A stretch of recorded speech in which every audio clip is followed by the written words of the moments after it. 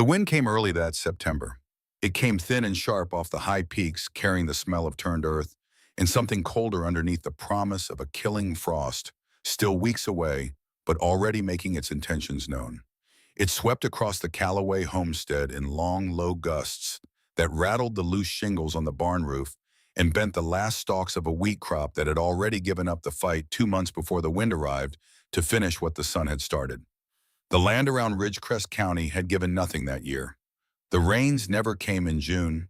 The sky in July had been a merciless white dome pressing down on the valley floor, and by August, Emmett Callaway knew with the cold certainty of a man who had spent his entire life reading soil and sky that the arithmetic of survival had turned against him. He had known it the way a farmer always knows, not in his mind first, but in his hands. In the way the dirt crumbled too easily between his fingers. In the way the creek dropped an inch a week until the stones at its center were dry and pale as bone. He had borrowed against the first bad year. He had borrowed deeper against the second. By the third year, the debt he owed Silas Grundy had grown into something that could no longer be measured in dollars and cents. It had become a shape, a weight, a presence at the kitchen table that sat between him and his children every evening, without being invited and without ever leaving. Wren Callaway was 18 years old that September, and she had her grandmother's eyes, dark and still and patient, the kind of eyes that did not miss much and did not reveal what they had seen until the moment came when revealing it mattered. She had her grandmother Agnes's hands too long-fingered and capable, already calloused from years of work that had begun when she was old enough to carry a bucket. She was not a large girl. She was not the kind of girl whose presence filled a room when she walked in. But she was the kind of girl whose absence would have emptied it, though most people in Ridgecrest County had not yet understood that about her. Most people in Ridgecrest County had not looked at her closely enough to understand much of anything about her at all. Her brother Cale was 13, thin as a fence rail, with dark hair that fell across his forehead and a cough that had lived in his chest since he was 4 years old. Some winters it quieted to almost nothing. Other winters it came back with a violence that woke the whole house and left the boy gray-faced and hollow-eyed at the breakfast table, pushing his food around his plate, with the mechanical motions of someone performing a task his body no longer had the energy to complete. The high country air was bad for him. Everyone said so. The cold came down off the peaks in December and settled into the valley like a second floor, and the damp that came with it found the weakness in Cangle's lungs, the way water finds a crack in stone inevitably without mercy, without any personal malice, simply because that is what water does. He was a boy who read everything he could get his hands on and remembered all of it. He kept their grandmother's book, a small volume bound in cracked leather that Agnes Callaway had brought west from Ohio 40 years before, on the shelf beside his cot, and he read from it most evenings, his voice low and careful, moving through the sentences with the attention of someone who understood that the words had weight and needed to be handled accordingly. That was the family. 3 people in a house that had once held more on land, that had once produced more in a county, where the difference between a good year and a bad one was the difference between a life and the memory of one. Silas Grundy owned the largest cattle ranch in Ridgecrest County. He owned something else too, something that mattered more in a drought year, in any hard year, in the particular kind of year where a man lies awake at 3 in the morning, staring at the ceiling and calculating the distance between what he owes and what he has. Silas Grundy owned debt. Specifically, he owned Emmett Callaway's debt, and he had owned it long enough and managed it carefully enough that it had grown into the kind of debt that does not get repaid, the kind that gets converted into land, into compliance, into whatever the man holding the note decides he wants instead of the money. Grundy was a man in his middle 50s, broad through the chest, with hands that had done real work in their time, but had spent the last 2 decades directing other people's labor instead.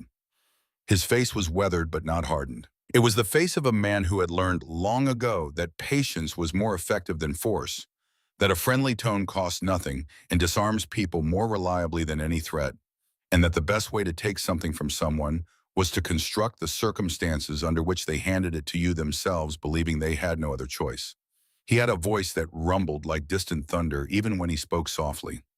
He used it the way a skilled craftsman uses a good tool deliberately with full awareness of its effect. He came to the Callaway house on a Tuesday evening in the second week of September.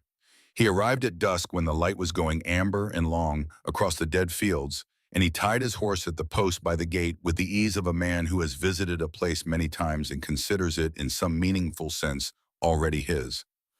Wren was upstairs when he arrived. She heard the hoofbeats on the packed dirt of the lane, heard the front door open below, heard the low exchange of voices, her father's tightened, strained Grundy's smooth and unhurried. She did not go downstairs. Instead, she did what she had learned to do in the months since the debt had become a shape that sat at their table. She lay down on the rough floorboards of the narrow gable loft where she had slept every night of her 18 years, and she pressed her ear against the wood and she listened.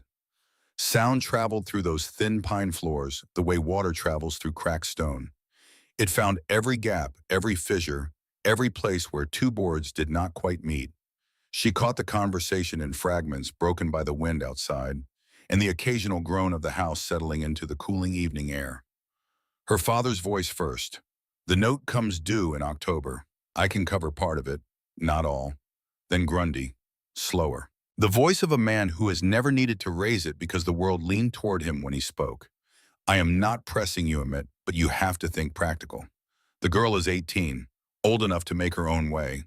And that piece of ground your mother left the Hollow Rock claim, it has been sitting there accumulating tax debt for 3 years.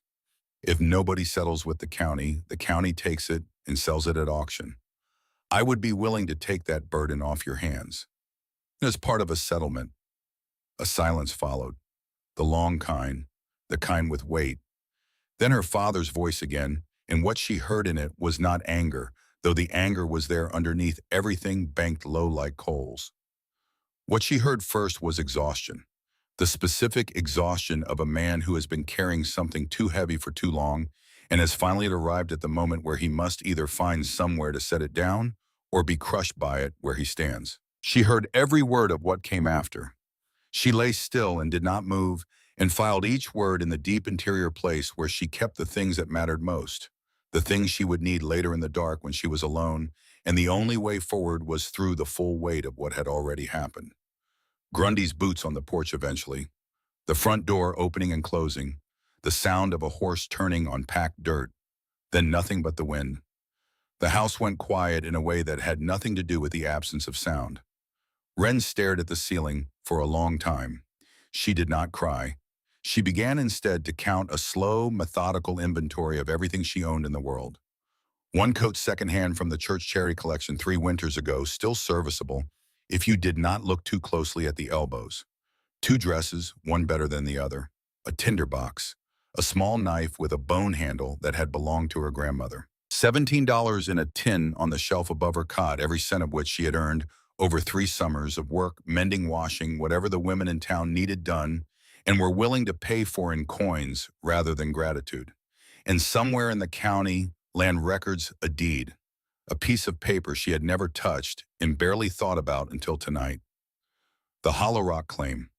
40 acres of stone and scrub brush in the high country east of the Ridge Crest Peaks, left to Wren by her grandmother Agnes Calloway, who had died the previous spring with nothing to her name but that useless piece of earth and the stubbornness to have held onto it for the better part of her adult life. A soft sound on the stairs. Cale appeared at the edge of the loft, moving without a lantern, navigating the familiar dark with the confidence of someone who has memorized every inch of a space the way you memorize a piece of music, not by thinking about it, but by having moved through it enough times that the knowledge lives in the body rather than the mind. He climbed onto the mattress beside his sister without speaking and lay down with his shoulder touching hers. He had heard it too. They lay together in the dark for a long time without speaking. The lamp downstairs went out. The darkness became complete, the kind of absolute darkness that only exists in the country where there are no lights beyond the stars, and the stars that night were hidden behind a ceiling of moving cloud. Outside, the wind pushed against the walls of the house. The loose shingle on the barn roof knocked and knocked in its irregular rhythm, a sound Wren had heard 10,000 times in her life, familiar enough that she normally did not notice it at all. Tonight she noticed it. Tonight she noticed everything with the heightened, almost painful attention of someone who understands they are at the last moment of something. The last night they will lie in this particular darkness. The last night this particular silence will be theirs. "You will not go anywhere," Cale whispered. Wren found his hand in the dark and held it. She did not answer. The warmth of his fingers against hers was the most honest thing in the room, and the silence she gave him in return was the gentlest lie she had ever told. Morning came the way mornings come when the world is about to change. Ordinary. The rooster at his usual hour. The smell of coffee rising through the floorboards because Emmett Calloway was a man of routine, and routine was the last thing a man holds on to when everything else has been stripped away. Wren dressed in the half-light, the better dress. She came downstairs with her face arranged into something that might pass for calm if you did not look at her hands, which she kept pressed flat against her thighs. Emmett stood by the door. His back was straighter than usual, the way a man stands when he is bracing against something invisible and does not want anyone to see how hard he is working to hold himself upright. He did not look at her. His eyes moved to the far wall, to a knot in the pine boards, to anything that was not his daughter's face. He held out a small leather pouch. $17 every cent of what she had saved returned to her, supplemented by whatever small thing he had scraped together on top of it. In his other hand, folded and yellowed, the deed. The Hollow Rock claim, 40 acres of stone and high country, and whatever other secrets it held, passed from Agnes Calloway to Wren Calloway by the last legal act of a woman who had understood more about that land than anyone else in the county, and had chosen in the end to pass that understanding on through a piece of paper rather than words. A woman grown makes her own way, Emmett said. His voice was flat, emptied of everything except the words themselves. His hand, the one holding the pouch, trembled. Wren saw the tremor. She looked at it for one full second, and then she looked away and filed it in that deep interior place with all the other things that mattered. She would carry that detail with her into the long winter ahead. She would turn it over and over in her mind on the coldest nights, examining it from every angle, trying to understand what it meant. Not weakness, not cold, something else. Something she did not yet have the full information to name. She took the money. She took the deed. She crossed the threshold. The latch clicked shut behind her. A sound no louder than a pin dropping on a wooden floor. But it carried the weight of iron. She did not look back. She knew Cale was standing at the window, his palm pressed against the cold glass. She knew that if she turned around, she would not be able to leave. So she kept her eyes on the road and bit her lower lip until she tasted copper. And she walked. Then just as her boot touched the first step down from the porch, his voice, low, not calling after her. Not the voice of a man making a declaration.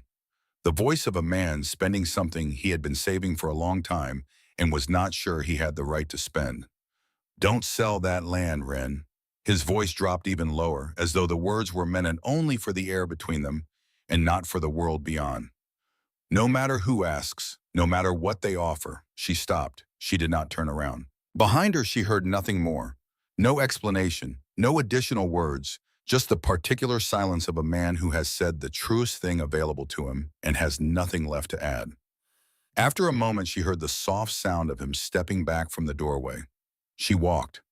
The road into Ridgecrest was 3 miles of packed dirt and wagon ruts, and she walked it with the slow, deliberate pace of someone taking inventory. 1 coat, 2 dresses, a tinderbox, a bone-handled knife, $17, and a deed to a piece of ground that everyone who had ever heard of it considered worthless, and a father's last whispered instruction whose meaning she did not yet have the full information to understand. She rehearsed what she knew about the Hollow Rock claim as she walked.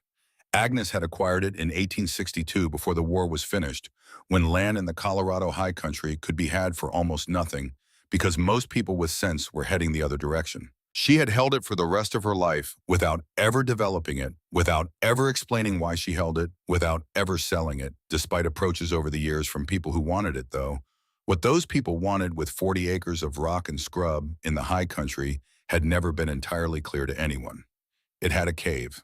Wren knew that much. Agnes had mentioned it once in the offhand way she mentioned things she considered important, but did not want to make a production of the way she had taught Wren to sharpen a blade, or to read the sky for weather, or to trust the information in her own hands over the opinions of people who had not done the work themselves.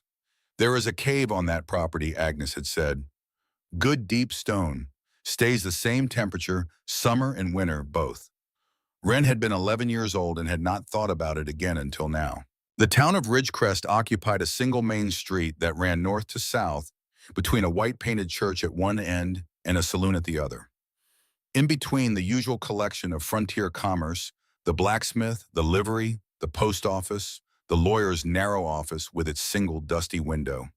And in the middle, occupying the most prominent position on the street, the way a man of consequence occupies the most prominent chair in a room, Hale's General Mercantile.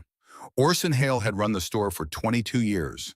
He was a man of 55 with round spectacles and the careful measuring eyes of a man who has spent 2 decades watching the frontier separate the practical from the impractical and had developed strong opinions about which category most things fell into. He was not unkind. He was simply a man who believed the world rewarded clear thinking and punished wishful ones, and who had delivered enough bad news in his time to have lost the capacity for softening it. The bell above the door rang when Wren pushed it open. The smell of the store hit her immediately, cured meats and dry goods and leather, and the faint, sweet undertone of molasses from the barrel near the back wall. The smell of provision, of the distance between those who had enough and those who did not. Orson looked up from behind the counter.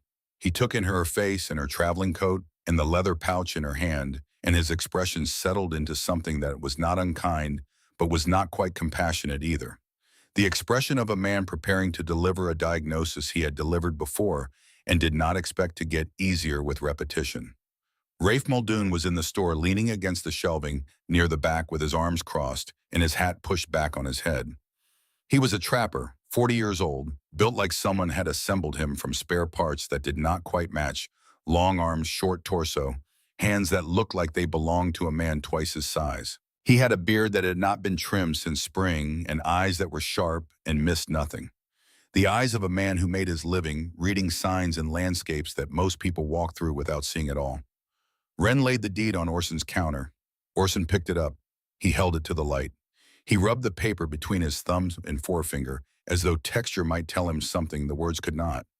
The old Hollow Rock claim, he said, and the way he said it, carried the quiet sorrow of a doctor naming an illness that both parties in the room already know has no cure. He set the deed down and looked at her. "This is less than nothing," he said. "I say that not to be cruel. I say it because it is the truth, and I think you are a young woman who deserves the truth. It is a tax burden. 40 acres of rock and ravine in the high country with no water to speak of, not any that anyone has ever found, and the only thing it has ever been reliably good for is giving rattlesnakes somewhere to be out of the sun." He gestured at the shelves behind him. $17 will buy you a stagecoach ticket east. Denver may be further. A mill town. There is work in the mill towns for a capable young woman. That is the practical play. Rafe Muldoon shifted against the shelf. "I have trapped that country 20 years, he said. There is nothing up there but rock and hard luck." Listen to Orson. He was not being cruel either. He was being what he was, a man who had spent 2 decades in the wilderness and considered himself an authority on what the wilderness contained and did not contain. He was stating a fact as he understood it. The fact happened to be wrong, but he did not know that yet. Wren stood in the center of the store and felt their judgment settle on her shoulders like weight. She looked at the shelves, at all that warmth and security arranged in its neat rows, priced just high enough to remind you that security was a transaction. She looked at the coins in her palm. A ticket east meant becoming a stranger in a city with nothing. It meant spending whatever she had left surviving long enough to find work. It meant giving up the one thing in the world that carried her name. And it meant ignoring the last words her father had spoken to her, which she did not yet understand, but which she was not prepared to discard. She looked up. "I need a good axe," she said. Her voice was quiet, but it did not waver. "A bow saw, 50 pounds of flour, a block of salt, dried beans, whatever the rest will buy." The silence that followed was the particular silence of people revising their assumptions in real time. Rafe's mouth opened slightly. Orson removed his spectacles, cleaned them on his apron, and replaced them. The problem looked exactly the same through clean glass. He did the arithmetic on a piece of brown paper, his pencil moving in the quiet. "This will leave you with nearly nothing," he said. Wren looked at him steadily. "I am already there," she said, and she pushed the coins across the worn wood of the counter. He packed her supplies without further comment. The flour sack was heavy. The axe handle was smooth and new, the blade bright. The saw gleamed. Wren gathered them, balanced the weight across her back and in her hands, and turned toward the door. She felt a hand touch hers. Dorothea Hale had come from behind the counter. She was a woman of 50, quiet in the way that certain frontier women were quiet, not from absence of thought, but from an excess of it, from having learned over decades that most of what needed saying never got said anyway, and that action was a more reliable language than words. She pressed a small cloth bundle into Wren's palm. Wren opened it. Seeds, wrapped in brown paper labeled in careful handwriting. Carrot, lettuce. Dorothea said nothing. She simply held Wren's gaze for one long moment, a gaze that contained something complicated, something with an edge of recognition in it, as though she were seeing not just the girl in front of her, but some older shape behind her, some outline she had encountered before in a different form. Then she turned back to her work. Wren stepped into the street. The bell rang behind her, and a question lodged itself in her mind like a splinter, small, uncomfortable, insistent. Why had Dorothea done that? What did the woman know? But there was no time to stand in the street and wonder. The sky to the west was already thickening with early cloud, and the high country waited at the end of a long road she had never traveled, and the deed in her coat pocket was either the most worthless piece of paper in Colorado or something else entirely, and she would not know which until she got there. She had not gone 20 steps when another question surfaced, rising through everything else, like something that had been waiting for the noise to settle before making itself heard. "Don't sell that land," her father's voice in the early morning, the whispered urgency of a man who had been defeated but had not stopped knowing things. She shifted the weight of the flour sack on her shoulders and walked. The journey to the Hollow Rock claim took 2 full days. The first day was the valley-packed dirt roads giving way to wagon tracks, then to paths, then to no path at all as the land began to climb. The dark, workable soil of the lower country gave way gradually to something harder and less forgiving. The trees thinned, the grass grew sparse and dry brown at the edges, clinging to the rocky soil with the stubborn tenacity of things that have learned to survive on very little. The air changed as the elevation increased, crisper, thinner, carrying a clarity that was almost painful after the close warmth of the valley. The weight on her back was a constant grinding pressure that forced her to stop every quarter mile and rest against whatever rock or stump offered itself. She had not carried this much weight this far before. Her shoulders began to ache within the first hour. By the end of the first day, they were bruised purple beneath the pack straps, and every step required a conscious negotiation with the part of her body that wanted very badly to simply stop. She did not stop. She rested and then continued rested and continued the rhythm of it, becoming mechanical by late afternoon, her mind going to a place beyond pain that was not quite numbness and not quite peace, but something functional between the two. She saw no other human being. The land at this elevation was empty in a way that went beyond solitude. It was a geological emptiness, the emptiness of country that had never been settled, never been shaped by human hands, never been named or claimed or loved in the particular way that people love the land they work. The rocks thrust up from the earth at angles that suggested violence, as though the ground itself had been broken and reassembled by a force that did not care about symmetry or the comfort of the things that would later try to live here. She made camp that first night in the lee of a boulder, her back against stone that still held the fading warmth of the afternoon sun. She built no fire, afraid of drawing attention, though there was no one for miles in any direction. She sat with her knife across her knees and listened to coyotes singing their long, wavering songs somewhere below her in the dark. She reached into her pack for something to eat, and her fingers found the book. She had not put it there. She knew immediately that she had not put it there, knew it with the certainty of someone who had packed that bag with the focused attention of a person who understands that what she carries and what she leaves behind may be the difference between living and not. She pulled the book out. The small leather volume cracked at the spine, smelling of the shelf it had lived on her whole life. Agnes Calloway's book. Cale's book. Tucked inside the front cover was a scrap of paper. She held it toward the faint, ambient light of the overcast sky and read the words written there in her brother's careful, slightly cramped handwriting. "I know you will be okay, B." She read it twice. Then she pressed the paper against her chest and allowed herself to cry. She gave herself 3 minutes. She had decided this before she left, had decided it the way you decide the terms of a difficult contract, with full awareness that the terms exist to protect you from yourself. 3 minutes of shaking, silent grief, her face pressed into the crook of her arm so the sound would not carry in the clear mountain air. Then she wiped her eyes with the back of her hand. She folded the note with the same care she would have used to fold a piece of legal paper containing something important. She placed it in the breast pocket of her dress against her heart. She checked the position of the stars through a gap in the clouds to confirm her heading. Grief was a luxury. 3 minutes was what she could afford. The second day was harder than the first in every way that mattered. Her shoulders, which had begun as bruised, had moved into a deeper register of pain. The blisters on her feet had opened and reopened until each step was a negotiation conducted in a language of pure sensation that left no room for anything else. The landscape had transformed completely from the valley country she had grown up in. The trees up here were sparse and twisted, shaped by decades of wind into forms that looked like the frozen gestures of old men reaching for things just out of reach. She passed the ruins of a prospector's camp. Nothing but a ring of blackened stones and a few rotted timbers collapsed inward on themselves, slowly being absorbed back into the earth. Whoever had come here had not stayed. The mountain had outlasted them as it outlasted everything. She looked at those rotted timbers for a moment, at the proof of someone else's failure, at the circle of blackened stones that had once held a fire that once held a life, and then she kept walking. In the early afternoon of the second day, she climbed a low ridge and stopped. Below her, the land fell away into a broken maze of ravines and dry washes. The scale of it was enormous, miles of shattered rock and thin scrub, and the pale marks of seasonal water running through channels that were dry now and had been dry for months. She could see the faint thread of the trail behind her, leading back toward Ridgecrest, back toward stagecoach tickets and milled towns, and the anonymous safety of giving up. She stood there for a long time. Her body was a catalog of protest, every muscle, every joint, every blister, speaking at once in the same insistent language.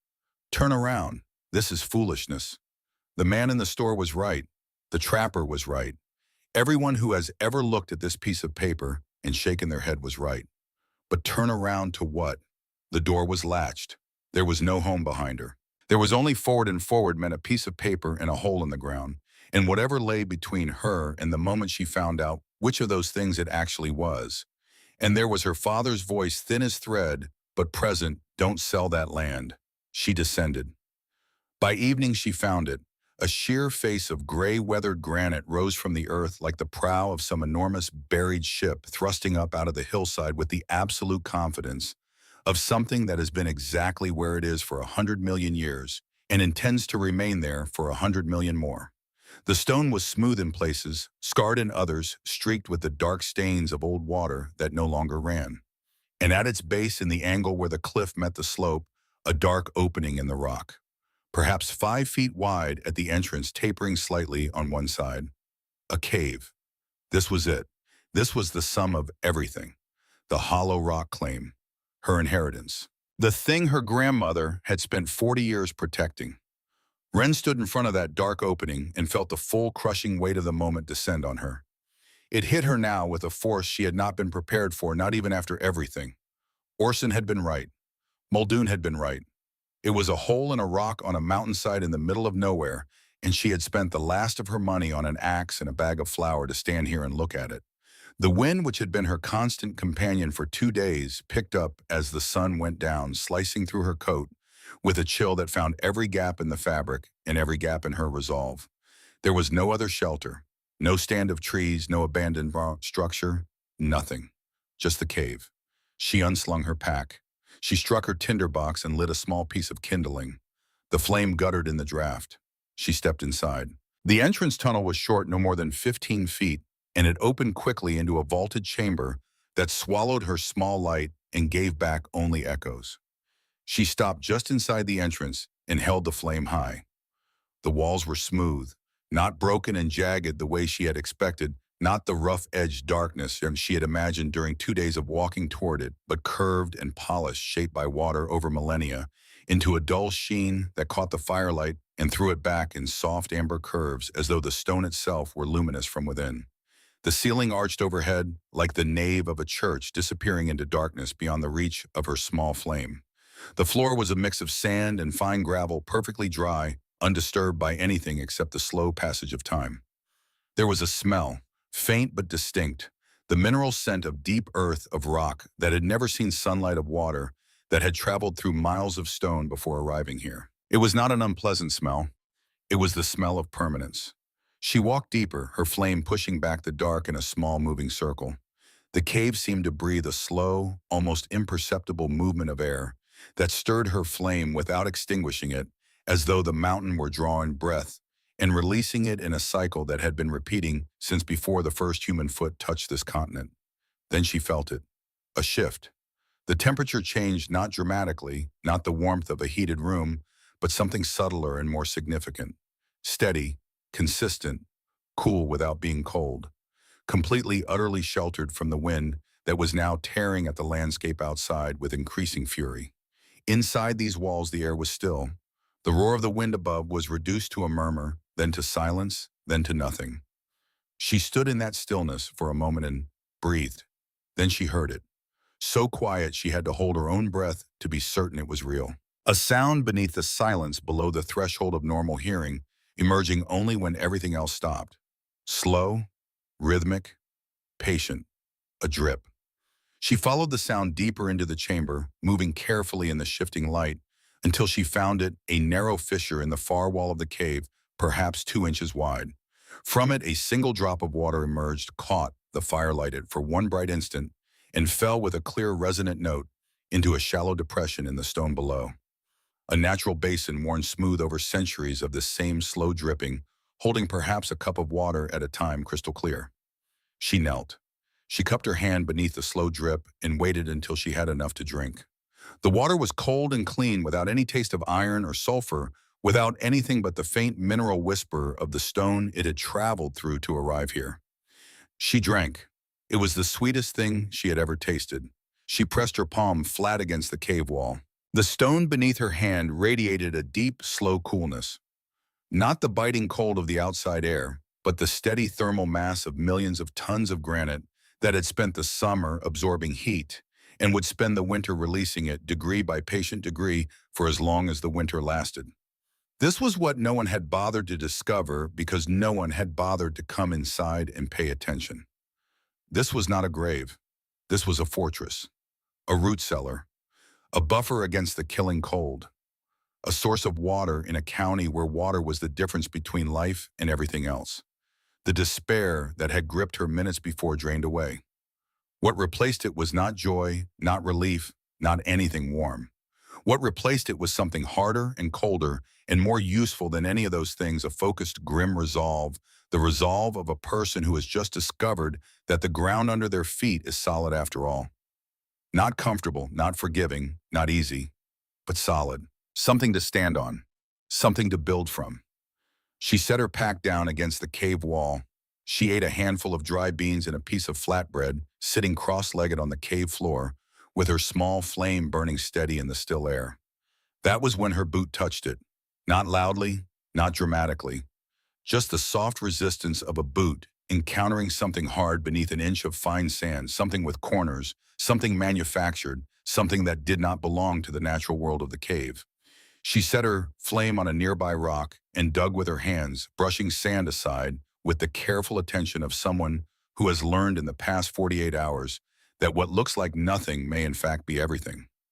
The object revealed itself slowly. A small tin box, perhaps 6 inches long, rusted at the hinges, the lid sealed by years of damp and pressure into something that required the blade of her knife to open. She pried it. The lid gave with a soft protest of corroded metal. Inside, wrapped in a scrap of cloth that had once been calico and was now mostly rust stain and decay, were two things. A ring, simple silver, tarnished to near black, a woman's ring, and a piece of paper so old and fragile that she held her breath as she unfolded it, working with the edges of her fingernails, moving so slowly that the act of opening it felt like surgery. The handwriting was shaky. The ink had faded to a ghost of itself, brown where it had once been black, absent entirely in places where moisture had done its slow, patient work over years. But she recognized it. She would have recognized it anywhere, the particular way the letters leaned slightly to the right, the way the capital letters were larger than strictly necessary, the habit her grandmother had of pressing the pen harder on important words, so they were slightly darker than the rest. Agnes Calloway's hand. She tilted the paper toward the flame and read what she could. Most of it was gone. Decades of darkness and the slow chemistry of damp paper had consumed the majority of whatever Agnes had written here, left only fragments stranded on the page, like survivors of a shipwreck, isolated and partial and achingly suggestive of the whole that no longer existed. The water will never run dry. A gap of illegible words. Beneath the stone is life. More gaps. Do not let the Grundy family. And then nothing. The rest had been eaten entirely. Wren read the fragments 3 times. Then she sat very still in the firelight of her grandmother's cave on her grandmother's land, holding her grandmother's words in her hands, and felt the full meaning of what she had found settle over her like weather.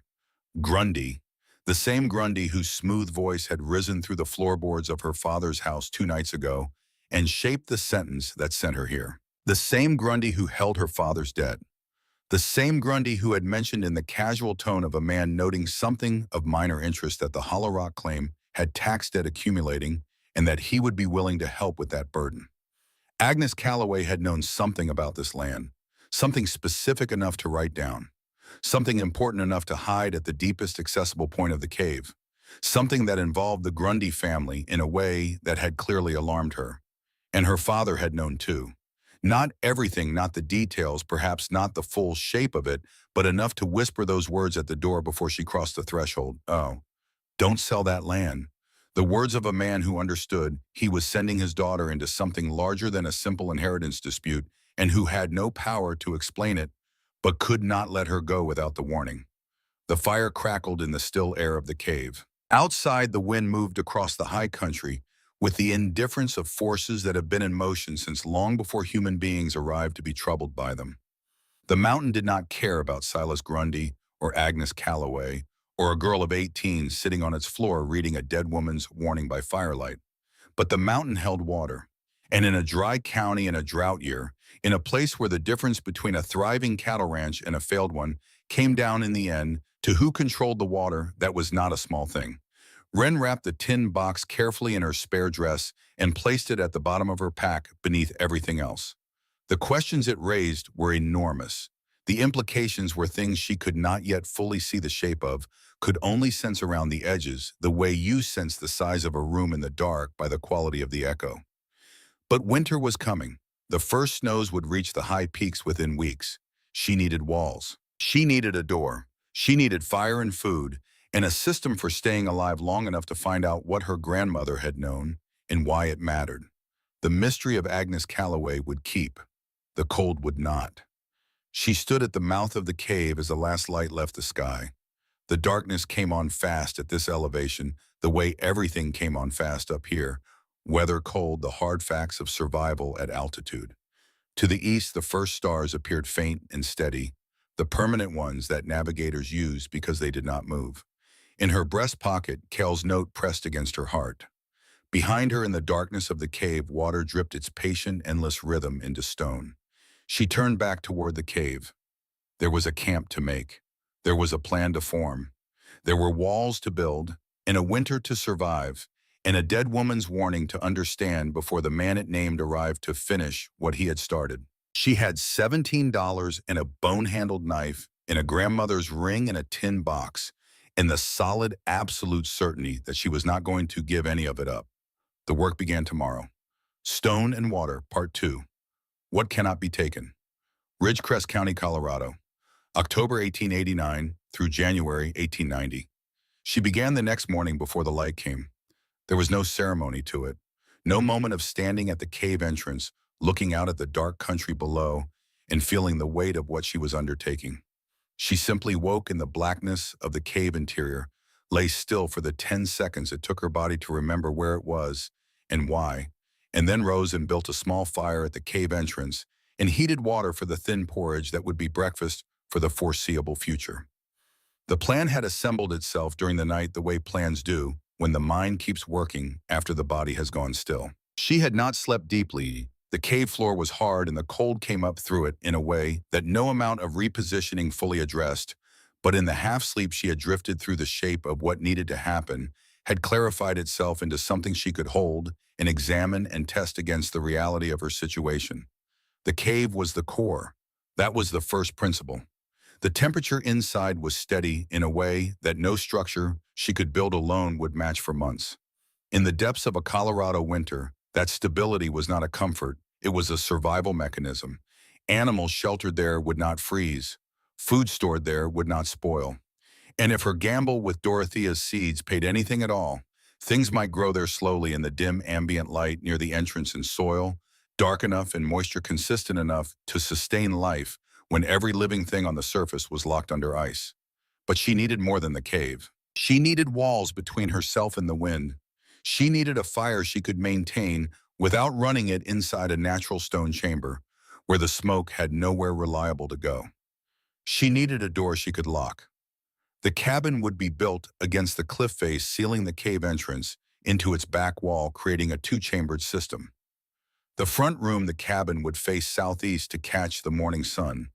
The rear chamber, the cave, would serve as storage, as shelter for whatever animals she could acquire, and eventually, if the gamble paid off, as a growing space for the seeds Dorothea had pressed into her hands, with a look that Wren was still turning over. Simple in concept, brutal in execution. She found the trees a quarter-mile down the ravine, a stand of hardy pines that had survived the drought by virtue of a slightly sheltered position and root systems deep enough to find water when the surface offered none.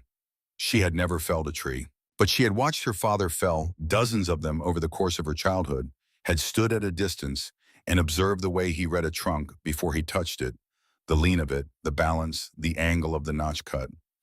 She had stored those observations without knowing she would ever need them, the way a person stores the words of a language they do not yet speak. Her first attempts were clumsy. The axe bit at wrong angles. The saw caught and bound in the greenwood. She wasted an hour on a trunk that a more experienced hand would have dropped in 20 minutes. But she was methodical in her failure. She examined each mistake, identified its cause, corrected it once, and did not make it again. By the third tree, she had found something that approached rhythm. By the fifth, she had found the principle: use the weight of the tool, not the strength of the arms. Let the blade do what it is designed to do. Trust the physics. When the first pine cracked and tilted and came down in an explosion of snapping branches and shaking earth, the sound of it rolled across the empty high country and came back to her as a faint echo from the cliff face above. The sound of something beginning. Hauling the logs was a different problem entirely. She could not lift them, not full trunks, not even stripped of their branches. So she learned the ancient art of leverage, cutting smaller branches into rollers, laying them in a line across the uneven ground, coaxing each log forward a foot at a time, with a combination of her own body weight and whatever mechanical advantage the terrain offered. Each log was a full day's work, from the moment the tree fell to the moment the stripped timber lay near the cave entrance. By the end of the first week, a dozen of them lay in a pale row against the cliff, and her hands had been transformed. The blisters she had developed walking up from Ridgecrest had broken and reformed, and broken again, until the skin beneath had given up the pretense of being ordinary skin and had hardened into something that belonged to a different category of person entirely. Her shoulders had stopped aching with the acute pain of recent injury and had settled into a deeper, duller register, the ache of muscles being rebuilt from the foundation up, as though her body were undertaking its own construction project in parallel with the one she was managing outside. She built the stone foundation next. The high country offered no shortage of flat rock, and she spent 2 days collecting the largest flat stones she could move, levering them across the uneven ground with a thick branch that served as a pry bar, rolling them end over end where the terrain allowed, dragging them on improvised sleds of bark where it did not. She measured the perimeter with her own paces, 12 steps by 8. It would be small, a person could cross it in 3 strides, but it would have 4 walls and a roof and a door, and it would be hers. The work had a rhythm. She surrendered to the way a swimmer surrenders to a current moving in the right direction. Lift, carry, place, adjust. The repetition emptied her mind of everything except the immediate physical reality of stone and muscle and gravity.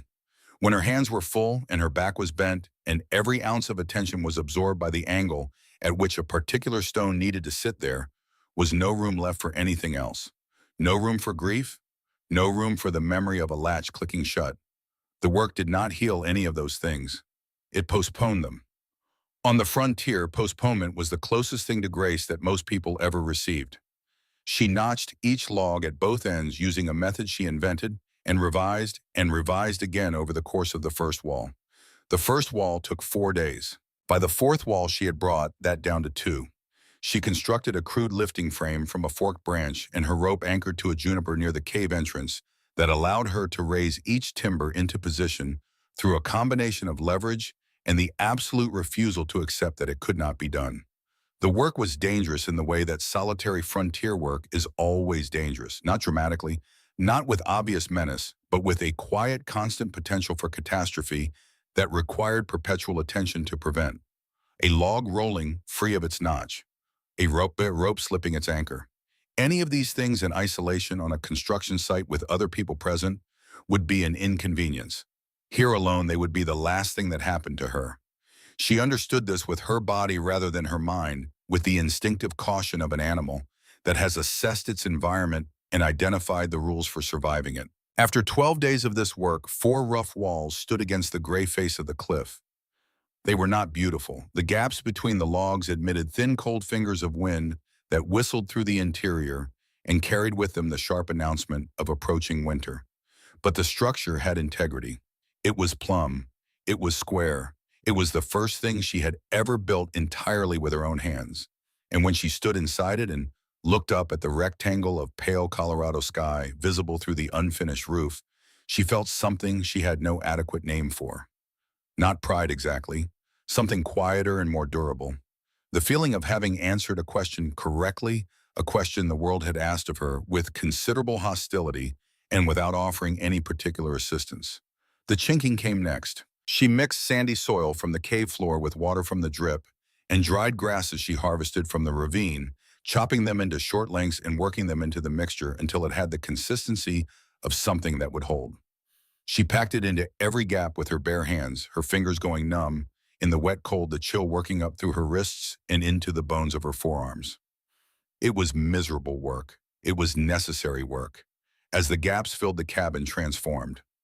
The wind, which had been treating the structure as an inconvenience to pass through on its way somewhere else, was stopped. The interior quieted, stilled. The space began to feel less like a collection of logs and more like a room. The fireplace required the full extent of what she knew and a considerable amount of what she did not. She identified a section of the cliff face that would serve as the back wall of the cabin and began constructing a hearth from the flattest stones she could find, binding them with her mud mortar and fashioning a flue that vented upward through a natural fissure in the rock. A narrow crack she spent an entire day widening with her knife and a heavy stone chipping at granite until her vision blurred and her arms refused to lift. The first time she lit a fire, the cabin filled with smoke. It poured from the hearth in thick, choking clouds that drove her out the door, gasping, her eyes streaming, standing in the cold, while the wind stripped the tears from her face almost before they formed. She gave the despair 30 seconds. Then she went back inside. She found the blockage, a shelf of stone inside the fissure where debris had accumulated over years and sealed the natural draft. She cleared it with her knife, rebuilt the upper section of the chimney with smaller, more carefully fitted stones, adjusted the angle of the opening. She lit the fire again. The smoke hesitated, swirled, then drew upward in a thin gray column that disappeared into the rock above. A crackle, a glow, and then heat steady and radiant, pushing back the cold the way sunrise pushes back the dark. She sat before those flames and felt the warmth reach into her body, then into the bruised muscles and the cracked skin and the deep bone-level exhaustion of weeks of relentless labor. And the feeling that moved through her was so complete that it eclipsed everything else. Every blister, every doubt, every night on cold stone with nothing but determination and the small, folded note in her breast pocket for company. She had fire. She had walls. She had water. Now she needed the cave to earn its purpose. She began hauling soil from a sheltered pocket in the ravine below dark composted earth that had accumulated in a depression where organic matter had been collecting and breaking down for years, building up a richness that the rocky, high country soil entirely lacked. Trip after trip with her tin bucket, she built raised beds against the front wall of the cave where the ambient light from the entrance would be strongest. In those beds, she pressed Dorothea's seeds, the carrots, the lettuce, into the cool, dark earth, with fingers that were gentle for the first time in weeks. It was a desperate gamble. She had no evidence that anything could grow in these conditions. No sunlight worth speaking of, temperatures that held steady at cool, rather than warm soil that had never seen a cultivated seed. But the temperature was consistent, the moisture was reliable, and the soil was dark and rich in a way that surface soil in this country, baked and leached by decades of hard weather, simply was not. If anything could grow through a Colorado winter, she believed it would grow here. She sectioned the rest of the cave into animal pens, weaving low fences from thin saplings and strips of bark, creating spaces that were small but functional. The space was ready. All it needed was something alive to fill it. It was in the third week of November, when the first real cold had settled into the high country and the mornings began with a thin skim of ice on the water in her bucket, that she made the walk back to Ridgecrest. Her body had changed in the weeks since she had last walked this road. She was leaner, harder, stripped of everything that was not functional. Her hands were unrecognizable as the hands she had carried into Hale's Mercantile 6 weeks ago, calloused and scarred, the nails cracked and darkened, gripping her axe handle with an ease that would have been impossible to her former self. The town looked smaller than she remembered. That happened, she had heard, when you spent time in open country. The scale recalibrated, in what had once seemed substantial, revealed itself as provisional, temporary, a collection of wooden structures standing in the open country and trying to pass for permanence. The bell rang when she pushed into Hale's Mercantile. Orson looked up from behind the counter, and his eyebrows performed a slow climb toward his hairline. "Well," he said, "the cave dweller returns. I had begun to assume the coyotes had settled the question." Rafe Muldoon was there, as though he lived in the store, occupying his usual position near the back with his arms crossed. He looked her over with the frank appraisal of a man who assesses things for a living. Then he straightened slightly, a small, involuntary adjustment, as though what he was seeing required a different posture than what he had expected. "Winter is about to get serious," he said. "That hole in the rock won't save you when the real cold hits." Wren walked to the counter and met Orson's eyes. "I need 4 laying hens and a breeding pair of sheep," she said. "A ewe and a ram, another 50 pounds of salt." Orson let out a slow breath. He knew exactly what she had started with. He could calculate the arithmetic of her situation to the penny. "That is everything you have left," he said. "The animals alone." "That is my concern," Wren said, and placed her remaining bills and coins on the counter. He counted it twice. Then he filled the order without further comment. Some arguments, his expression suggested, were not worth the energy of having. She was leading her small flock through the main street of Ridgecrest when she heard it, a whisper carried on the cold air with the particular clarity that cold air lends to sound. "Poor thing, she has lost her mind entirely." She kept walking. The opinions of others were a currency she could not spend, and therefore could not afford to carry. At the edge of town, a figure stepped into the road. Constance Pruitt was nearly 70 years old. Her back had taken on the curve that comes from decades of frontier life, the slow compression of a spine that has carried too much for too long, but her eyes were sharp and bright and missed nothing. She planted her cane in the packed dirt of the road and stood in it the way a stone stands in a stream, and Wren stopped. "You are Agnes Calloway's granddaughter," Constance said. It was not a question. She studied Wren's face with the careful attention of someone reading a document to verify its authenticity. Then, apparently satisfied with what she found, she spoke. Her voice was low, her eyes moving once to the street behind them before she continued. "Your grandmother was not a fool for holding that land. She knew something about it that this whole town has never bothered to find out. And the Grundy family knows it too. That is why they want it." She pressed a cloth-wrapped bundle into Wren's hand. Inside was a piece of paper folded many times, soft with age. Wren unfolded it carefully. A map, hand-drawn in ink, faded to sepia, showing the interior of a cave in far more detail than Wren had yet explored. There were passages she had not found, chambers she had not entered, markings in Agnes's hand's second water source. Inner chamber, a location marked with an X and a notation too faded to read. "Agnes drew that," Constance said.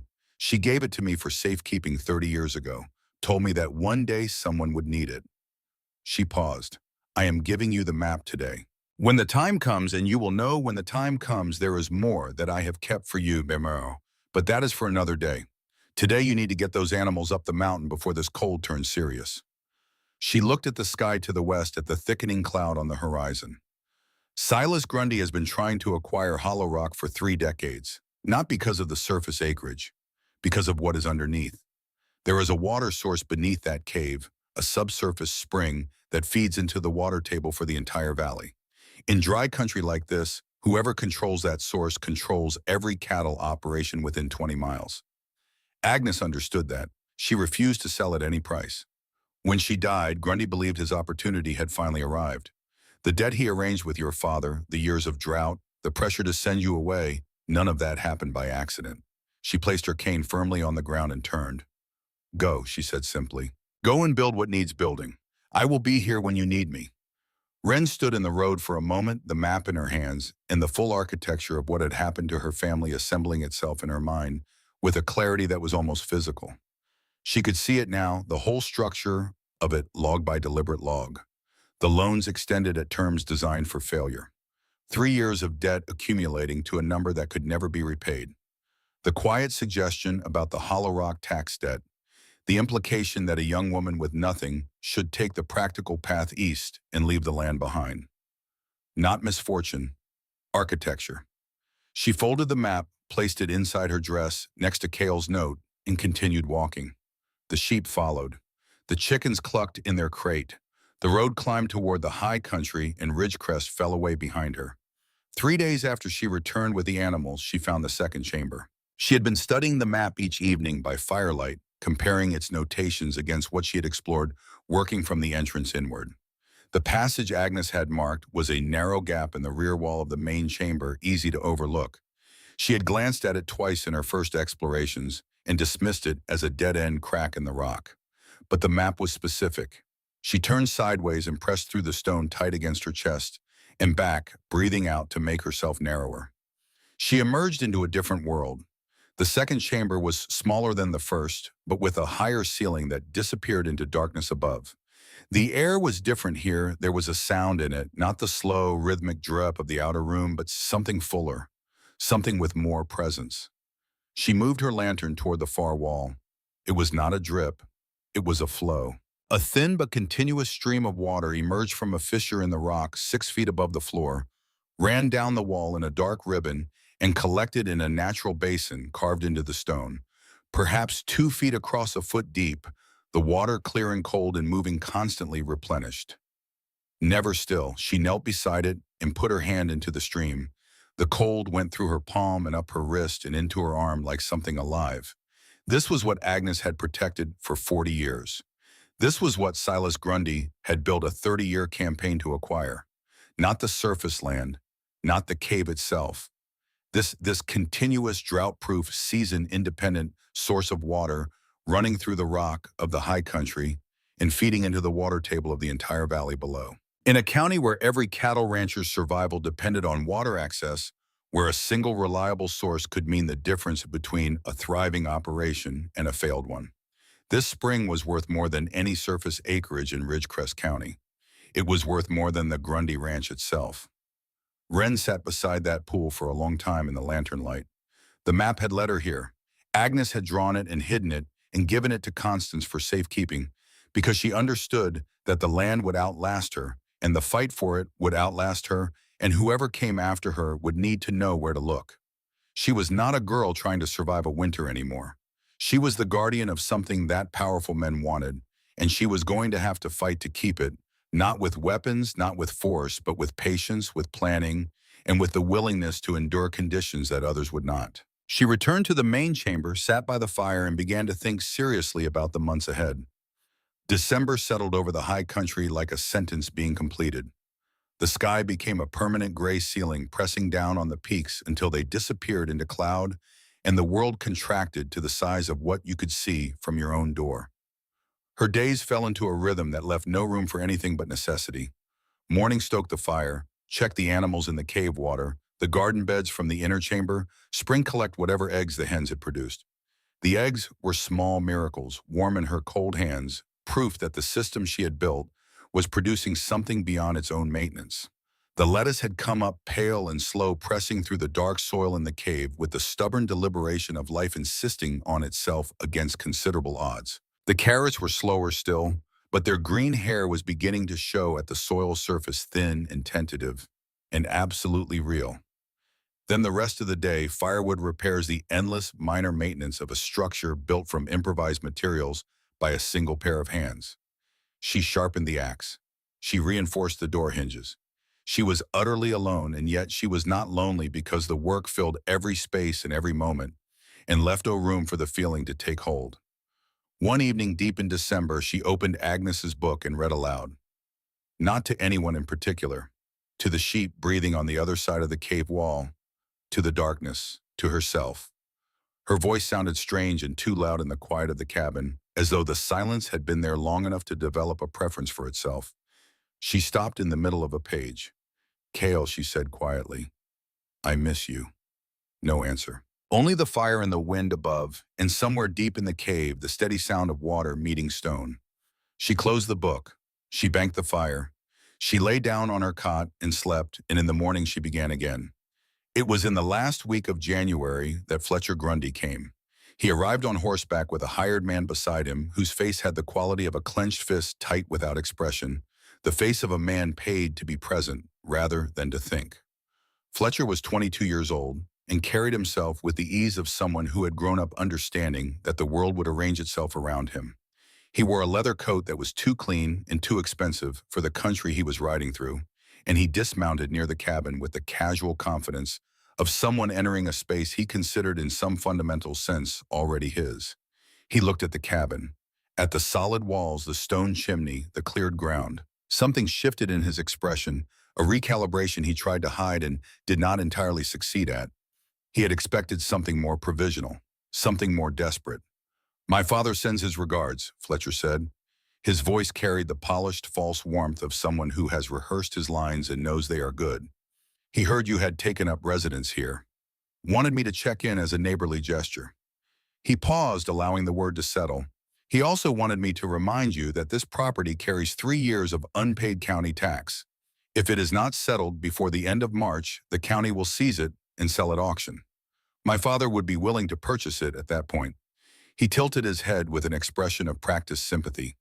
"The amount currently owed is $12. You don't have $12, do you?"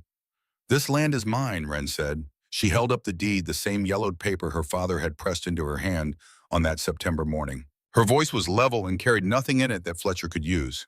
Fletcher shrugged with the easy indifference of a man holding cards he knows cannot be beaten. "Legally, sure. Until March." He swung back onto his horse and looked down at her from the added height with the particular satisfaction of a person delivering bad news they have been looking forward to delivering. "Winter is not kind up here," he said. "My father is a patient man. The season is not." He turned the horse and rode away, the hired man following without having spoken a single word. Wren stood in the cold and watched the dust of their departure settle on the frozen ground and felt the equation of her situation shift. $12. She calculated it immediately the way she calculated everything now, fast and without sentiment. What she had. What she could earn before March from the small trades she had begun conducting with the neighboring families who had started making the trek to her door. Eggs in the dead of winter were remarkable enough that word had traveled. Pale winter vegetables grown somewhere unknown had added to the story. Clean, sweet water offered in tin cups to anyone who climbed the trail. The mathematics were not good. $12 by March was a number designed to be just beyond what she could reach. She did not know yet that the number was invented. She did not know yet that $5 had been added with surgical precision to guarantee her failure. But something in her knew the number was wrong. She could feel it the way she felt changes in the weather, not through specific information, but through the accumulated experience of paying attention to the way things actually are versus the way certain people describe them. She went inside. She sat by the fire for a long time. Then she picked up the axe and went out to split the next day's firewood, working in the cold dusk with strokes that were harder than necessary and more deliberate than anything the wood required. The storm announced itself 3 nights later. She felt it first through the floor of the cave, a low vibration in the rock itself, more sensation than sound, something that settled in her back teeth and the soles of her feet with the subtlety of a warning delivered by the landscape rather than any person.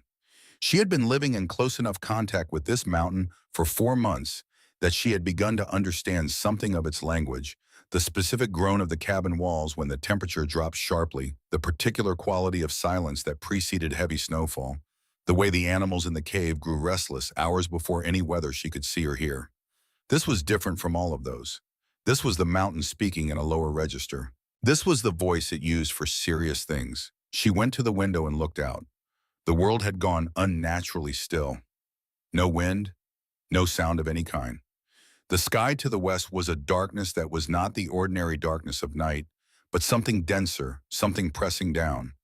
When the snow began, it did not drift. It drove. Small, hard flakes moving horizontally propelled by a wind that came from nothing to a full scream in the space of an hour. The temperature, already cold, dropped with a violence that was physical. She could feel it working through the cabin walls, pressing inward, probing for weakness, the way a serious enemy probes a defensive line. She secured the door with the heavy brace log. She checked the fire.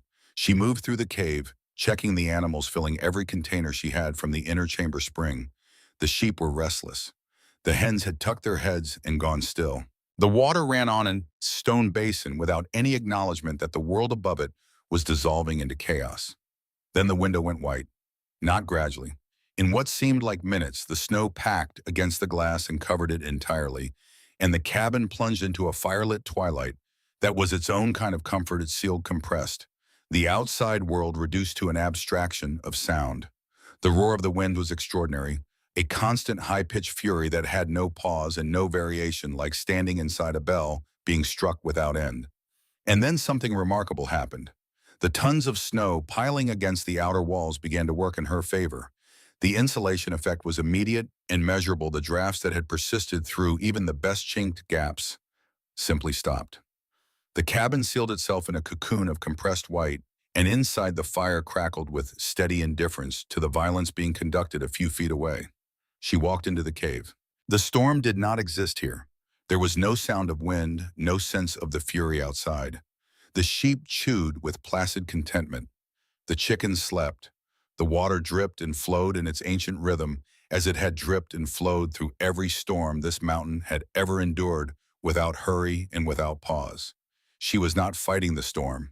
She was outside its reach entirely.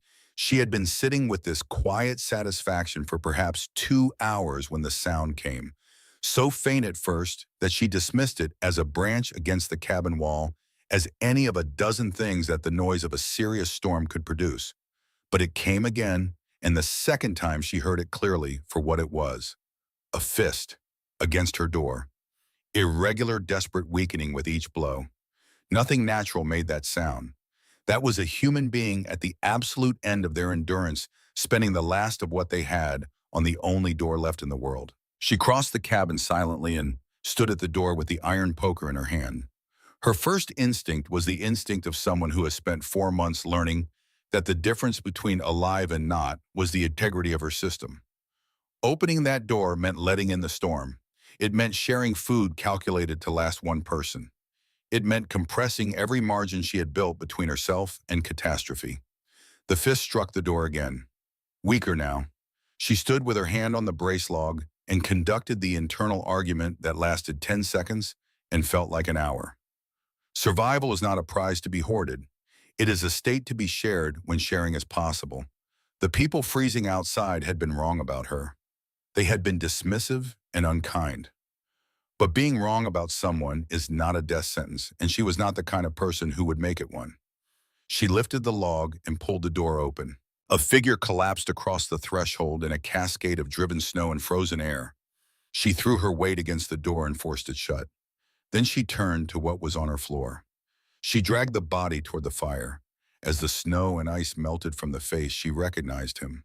The beard, the big mismatched hands, the trapper's coat. Rafe Muldoon, the man who had told her there was nothing up here but rock and hard luck. He was barely conscious. His lips were cracked and white, his skin the gray-blue of a man whose body has begun making hard decisions about what to warm and what to let go cold. His words came in fragments. Wagon overturned. Orson and his wife lost them in the white. Saw your smoke through a break in the wind. Thought I was seeing things. The cold knot in Wren's chest was immediate and precise. Not one life. 3. She wrapped Rafe in her only spare blanket and pressed a cup of hot broth into his hands. Then she stood in the center of her warm firelit cabin and faced the full arithmetic of what she was about to do. Her food stores were calculated for one person through the end of winter, firewood rationed by the day. 3 additional people would consume in a week what she had planned to last a month. These were the people who had called her a fool, the man who had told her to take the stagecoach east, the trapper who had predicted her death with casual confidence, the woman who had given her seeds without explanation, whose husband had added up her coins with the expression of a man doing arithmetic on a foregone conclusion. She thought all of this. She held it clearly and did not flinch from it. Then she dressed in every layer she owned. She pulled her scarf across her face until only her eyes showed. She took the lantern, a coil of rope, and what remained of the stew in a sealed pot. She tied the rope around her waist and anchored the other end to the boulder beside the cabin door. Then she opened the door and stepped into the storm. The wind struck her like a wall. It drove ice into the strip of exposed skin around her eyes with the force of thrown sand and tried to take the lantern from her hand before she had taken 3 steps. The snow was waist-deep in places, thigh-deep in others, a treacherous powder concealing the uneven ground underneath. Each step was a battle. Each breath was a negotiation with air that seemed more cold than oxygen. She kept the cliff face to her left, her shoulder against the stone, using it as the only fixed reference in the blinding white. Without it, she would have been lost within seconds. The cold was predatory. It found the gaps in her clothing with precision and went to work on the flesh underneath, numbing her extremities first, then working inward. She could feel her fingers going first, then her toes, the cold conducting its systematic withdrawal from the outer provinces of her body toward the core. She had perhaps 30 minutes before the cold began to compromise her thinking. Perhaps 30 more after that before it compromised everything else. She did not think about this. She counted her steps and felt the granite under her left hand and forced each foot forward. The rope behind her played out yard by hard yard, her lifeline, the one connection between the world she had built and the white annihilation surrounding her. She found them because of the wagon. The dark angular shape of its overturned bed was wrong, in a world where everything else was soft and curved a hard line in a landscape of formlessness. She brought her lantern up, and the light fell on 2 figures pressed against the wood, sheltered from the worst of the wind by nothing more than the accident of the wagon's position. Orson Hale's face, when the light found it, wore pure disbelief. His wife Dorothea was pressed against him, her eyes closed, her body shaking with a violence that had moved beyond ordinary shivering into something more fundamental, the shaking of a body burning its last reserves. Another hour in the cold would have finished what the storm had started. There was no time for words. Wren pressed the pot of hot stew into Orson's hands, got under Dorothea's arm, and took the woman's weight and gestured toward the rope with her lantern. They followed it, step by step, foot by foot, through snow that tried to hold them and waned, that tried to take them apart. When they came through the door, and she got it shut behind them, the silence and warmth struck all 3 of them like something physical. Orson swayed in the center of the room. His eyes moved from the fire to the stew pot to Rafe Muldoon, stirring weakly by the hearth, and his mouth opened without producing any sound. Then Wren led them through the low doorway into the cave and held the lantern high.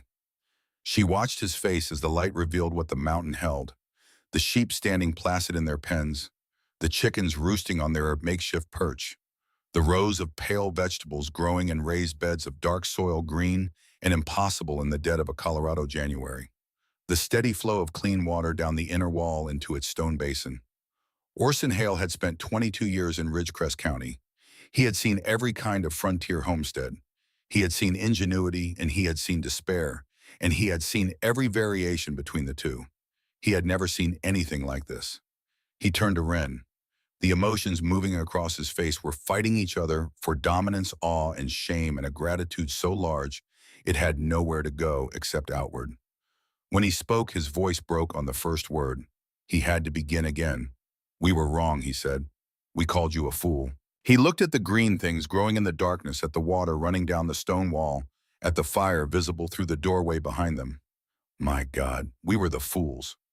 Wren took the stew pot from his hands and ladled it into bowls without ceremony. "There is food," she said. Her voice carried nothing extra, no triumph, no bitterness, no invitation to discuss what had been said in a mercantile in September. Just the simple, solid fact of it. eat. The blizzard raged for 3 more days. The storm broke on the morning of the fourth day. It did not end dramatically. There was no single moment when the wind stopped and the sky cleared and the world announced itself renewed. It simply diminished hour by hour. The roaring subsided to a howl, the howl to a moan, the moan to the ordinary sound of wind moving through high country in winter, which was cold and constant but no longer murderous. By mid-morning, pale light was coming through the gap around the doorframe, and by noon, Wren could see the sky through the small window, white still heavy with the remnant cloud of the storm, but no longer pressing down with that terrifying intimacy, that sense of the atmosphere itself having become a weapon. The snow outside was 4 feet deep in the open and drifted to 8 and 10 feet against the cliff face in the north wall of the cabin. The world had been rearranged. Every familiar landmark buried, smoothed over, converted into a white landscape that bore no relationship to the one that had existed 4 days ago. Orson Hale stood in the cabin doorway and looked at it for a long time without speaking. Then he turned back inside and his face held the expression of a man who has survived something he did not expect to survive and is still in the early stages of understanding what that means.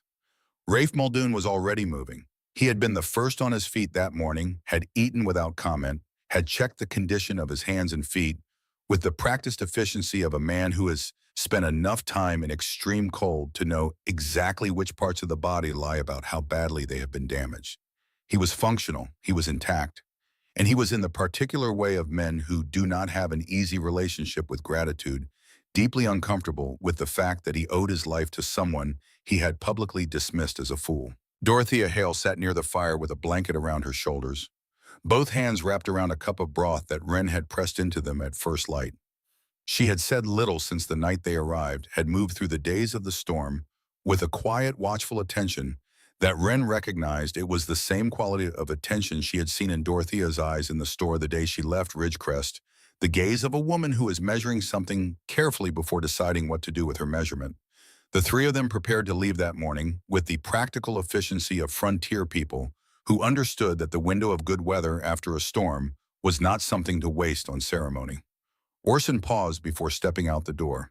He turned back to Wren, and in the clear, cold morning light that fell through the open doorway, his face looked different than it had in the store 3 months ago.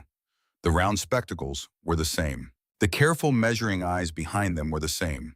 But something in the set of his expression had changed. Some layer of comfortable certainty had been stripped away by 4 days inside a structure he had not believed possible, surviving on resources he had not believed existed, owing his life to a judgment he had dismissed without a second thought. He reached into his coat. He placed a gold coin on the table beside Wren's hand. "This is not charity," he said. His voice was steady, but something underneath it was not. "This is payment for supplies and shelter, a transaction between equals." Wren looked at the coin. Then she looked at him. She picked it up. "That is what it is," she said. Orson nodded once. He put his hat on and walked out into the snow. Dorothea embraced her before she followed a brief, firm embrace, the kind that carries more words than most conversations. She pulled back and looked at Wren's face for a moment with that same measuring gaze.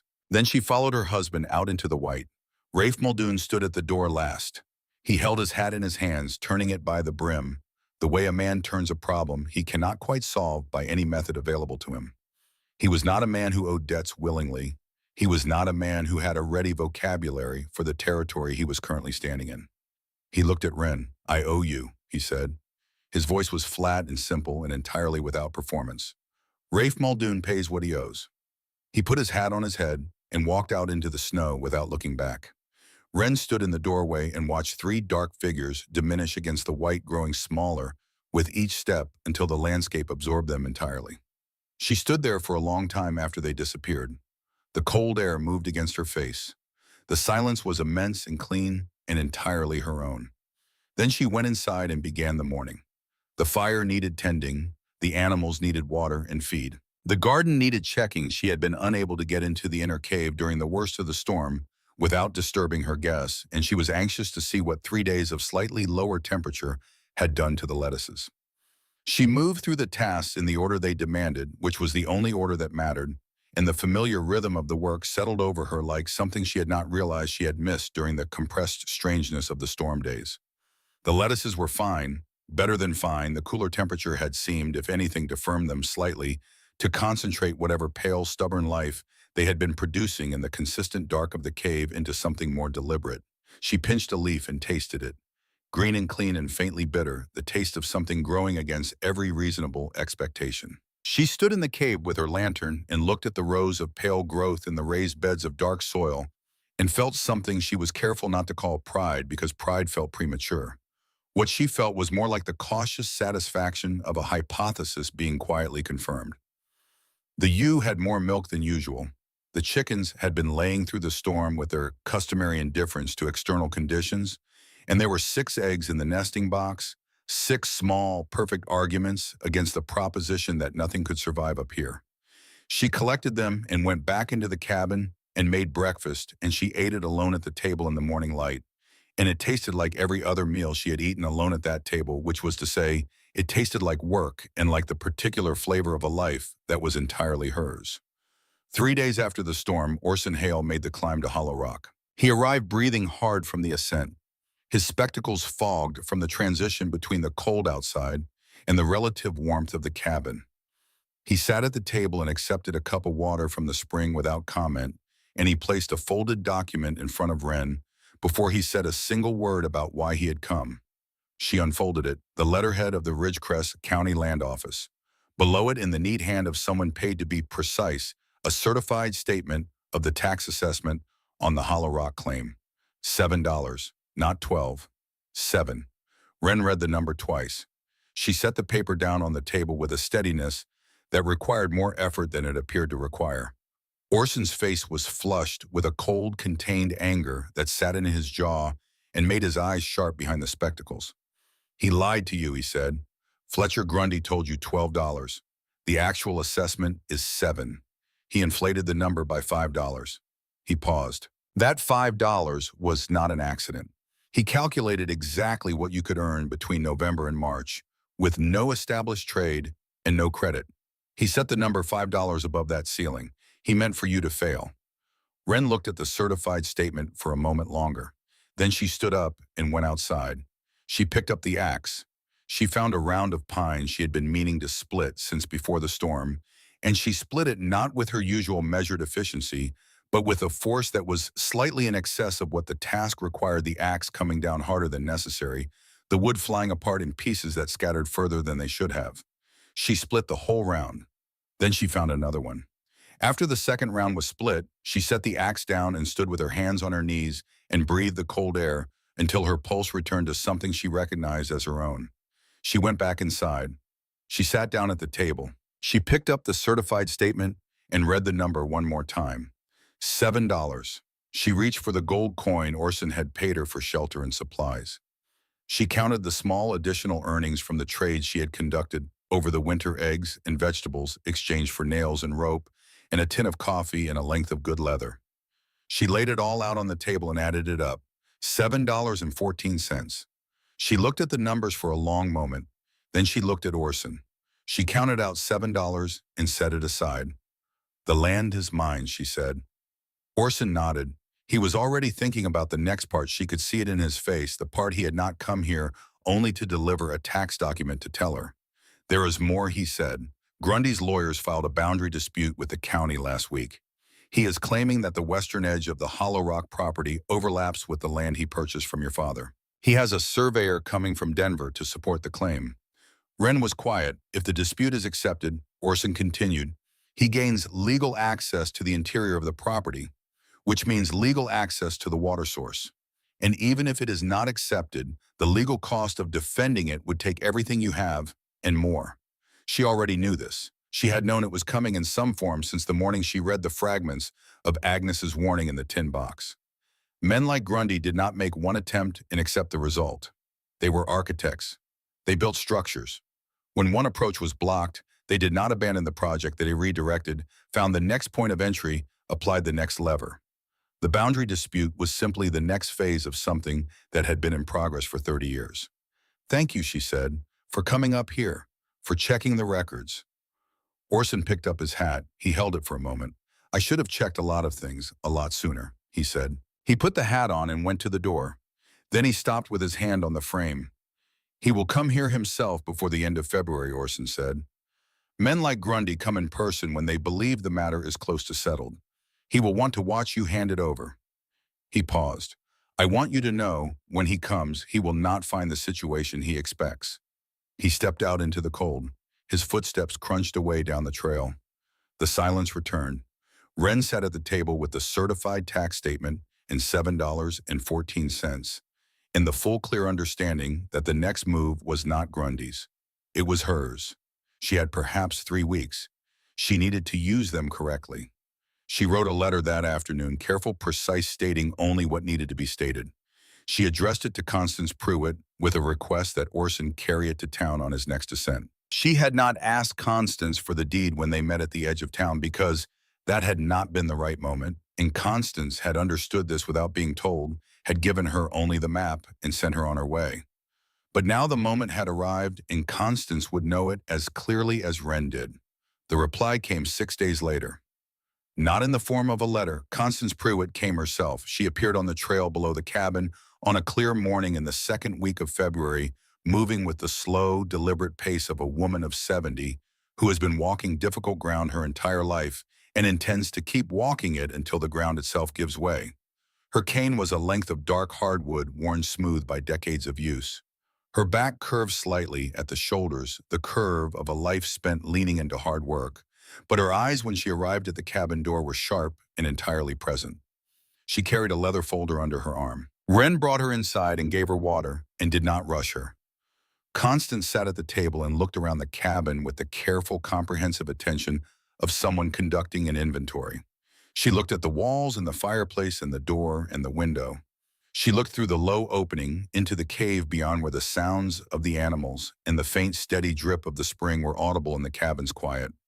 Something moved through her expression, not surprise, because Wren had the impression that Constance Pruitt did not surprise easily, but something that might have been its quieter, more durable cousin. Recognition, perhaps. The recognition of a shape she had been waiting a long time to see. Agnes would have been glad, Constance said finally. She was quiet for a moment. Then she opened the leather folder. Inside was a document, not a copy. The original, the paper aged to a deep cream, the ink still dark, the official stamp of the Ridgecrest County Land Office still clearly legible in the lower right corner. The deed of purchase for the Hollow Rock claim, dated April 14, 1862, signed by Agnes Calloway. Witnessed by Constance Pruitt, then 30 years younger and newly arrived in Ridgecrest County with her husband. Attached to the deed by a rusted pin was a folded sheet of survey paper, a property map drawn by a county surveyor, every boundary line measured and recorded, every corner marker noted, with its description and distance. Constance spread the survey map on the table. She pointed. This is the eastern boundary of the Calloway farm, she said, and this is the western boundary of the Hollow Rock property. The gap between them is 63 feet of open ridge. She traced the lines with one finger. Grundy purchased your father's property last month. He cannot claim that 63 feet. It has never belonged to anyone but the mountain. Wren studied the map. She studied every line, every measurement, every corner marker. She memorized the numbers. I have carried this document for 27 years, Constance said. Agnes gave it to me the year after she filed it. She told me to keep it somewhere other than the property, somewhere Grundy could not access if he ever decided to move against the claim directly. She was already worried about him then. He had made his first approach to buy the land 2 years after she acquired it, and she had refused, and the refusal had not sat well with a man who was not accustomed to being told no. Wren looked up from the map. What does he know about the water? Constance was quiet for a moment. He knows there is a significant underground source beneath the property. He has known it for years. There was a geological survey of the county in 1871 that noted subsurface hydrology in this area without specifying the exact location. His ranch depends on Copper Creek, and Copper Creek has been dropping every summer for a decade. A man with Grundy's operation, Grundy's ambitions in a county that is getting drier every year, a reliable underground source in this location would not just improve his situation. It would give him control of the water table for the entire valley. Every ranch in 20 miles would be dependent on his goodwill. She folded the map back along its original creases with the care of someone returning something to the condition in which it belongs. Agnes understood this before anyone else did. She continued. That was why she would not sell. Not because the land had sentimental value, though it did, because she understood what handing it to Grundy would mean for everyone else in the county. She was thinking 20 years ahead. She was always thinking 20 years ahead. Constance closed the leather folder and pushed it across the table to Wren. It belongs with you now, she said. Agnes was very clear about that. When the right person came to this land and understood it, it would be time. Wren placed her hand on the folder. She did not speak for a moment. Then she said, I need you to be there when he comes. Constance looked at her. Something in the old woman's face shifted, not reluctance, not hesitation, but the particular expression of someone who has been waiting to be asked exactly this question for a very long time. I will be there, she said. 3 days after Constance's visit, on a morning that came in cold and clear, with the particular diamond quality of February light in high country, Wren heard a knock at the cabin door. She was at the woodpile axe in hand, and she set it down and went to the door and opened it. Cale stood on the step. He was thinner than he had been in September. His cheekbones were sharper. His wrists emerged from the sleeves of his coat, a coat that had been adequate in the fall, and was not adequate now with the narrow, exposed quality of someone who has been short on food through a hard winter. His boots were splitting at the left toe, the leather pulling away from the sole with a gap that let in the cold and the wet. His eyes were red at the edges from wind and from something that was not wind, but they were steady. He had always had steady eyes. He had a small bundle on his back, everything he owned. He said father sold the farm to Grundy, paid off the debt, went to work as a hired hand in a town down the valley. He told me to come with him. He paused. The wind moved his hair across his forehead. I came here instead. Wren looked at her brother for a moment, at the cold, reddened face and the splitting boots, and the bundle that contained the whole of his 13-year-old life. Then she stepped back from the doorway, and he came inside. She wrapped her arms around him. His arms came around her waist and held on with the strength of someone who has traveled a long distance alone and is only now allowing their body to acknowledge how frightened it has been. She held him until the rigidity in his shoulders began to let go, until she felt him breathe, really breathe, not the shallow, careful breathing of cold and effort, but the deeper, slower breath of someone who has arrived somewhere they intended to be. When they sat down and she had fed him, and he had met the sheep and the chickens with the slightly dazed wonder of someone encountering life in a place they had been told contained none, he told her the rest. He had overheard it, he said. The night before the farm papers were signed, his father and Grundy, at the kitchen table, the same lamp. The same scene that had played out in September, but different now. The debt resolved, the transaction almost complete, the two men in the final stage of an arrangement that had been inevitable since the first loan. Except that Emmett Calloway had not signed the papers and gone quietly. He had looked across the table at Silas Grundy, and he had said in a voice that Cale described as shaking, not with fear, Cale was careful to specify, but with something else, something that had been compressed down for too long, and was finally in this last moment being allowed its full pressure. He had said, I am selling you this farm. That is done. We both understand that I have no choice, and you made certain I would have no choice. But Hollow Rock is not part of this transaction. It is not part of this farm. It has never been and part of this farm. It is my mother's land left to my daughter by deed, and you have no claim to it. Not 1 inch of it, not a single foot. And Grundy had leaned back in his chair and smiled the smile of a man who knows he is going to win and is already tasting the winning. He had said, you don't have the money to prove that in a courtroom, Emmett, and neither does she. And Emmett Calloway had stood up from the table. He had picked up his hat. He had walked to the door of the house that was no longer his. And before he went through it, he had turned back and looked at Grundy one final time, and he had said nothing else because there was nothing else to say, because Grundy was right about the courtroom, and they both knew it. But he had said what he had said. Wren sat at the table and listened to her brother tell this story and felt something move inside her chest, not a large movement, not the dramatic unlocking of something long sealed. A smaller thing, a slight loosening, the way a knot does not untie itself all at once, but begins with one strand shifting a fraction of an inch, just enough to change the tension in the whole. She thought about the hand that had trembled holding the money pouch. She thought about the eyes that would not meet hers. She thought about her father's last whispered words at the door. Don't sell that land, spoken by a man who knew the full shape of what Grundy wanted and understood he was powerless to fight it, but could not let her go without that single piece of armor. She understood it now. Her father had not been a man who chose to discard her. He had been a man being crushed by a mechanism he had not built and could not stop, and in the last moment available to him, with the only means available to him, he had stood up and said the true thing out loud, knowing full well it would change nothing, knowing Grundy would smile, knowing the courtroom remark was accurate. He had said it anyway. That was not the same as not caring. It was the specific grief of a man who cared enormously and was entirely powerless, which was its own kind of unbearable. She did not speak for a long moment. Then she looked at Cale. "He is going to come here," she said. "Grundy, before the end of the month." Cale nodded. He had been expecting her to say this.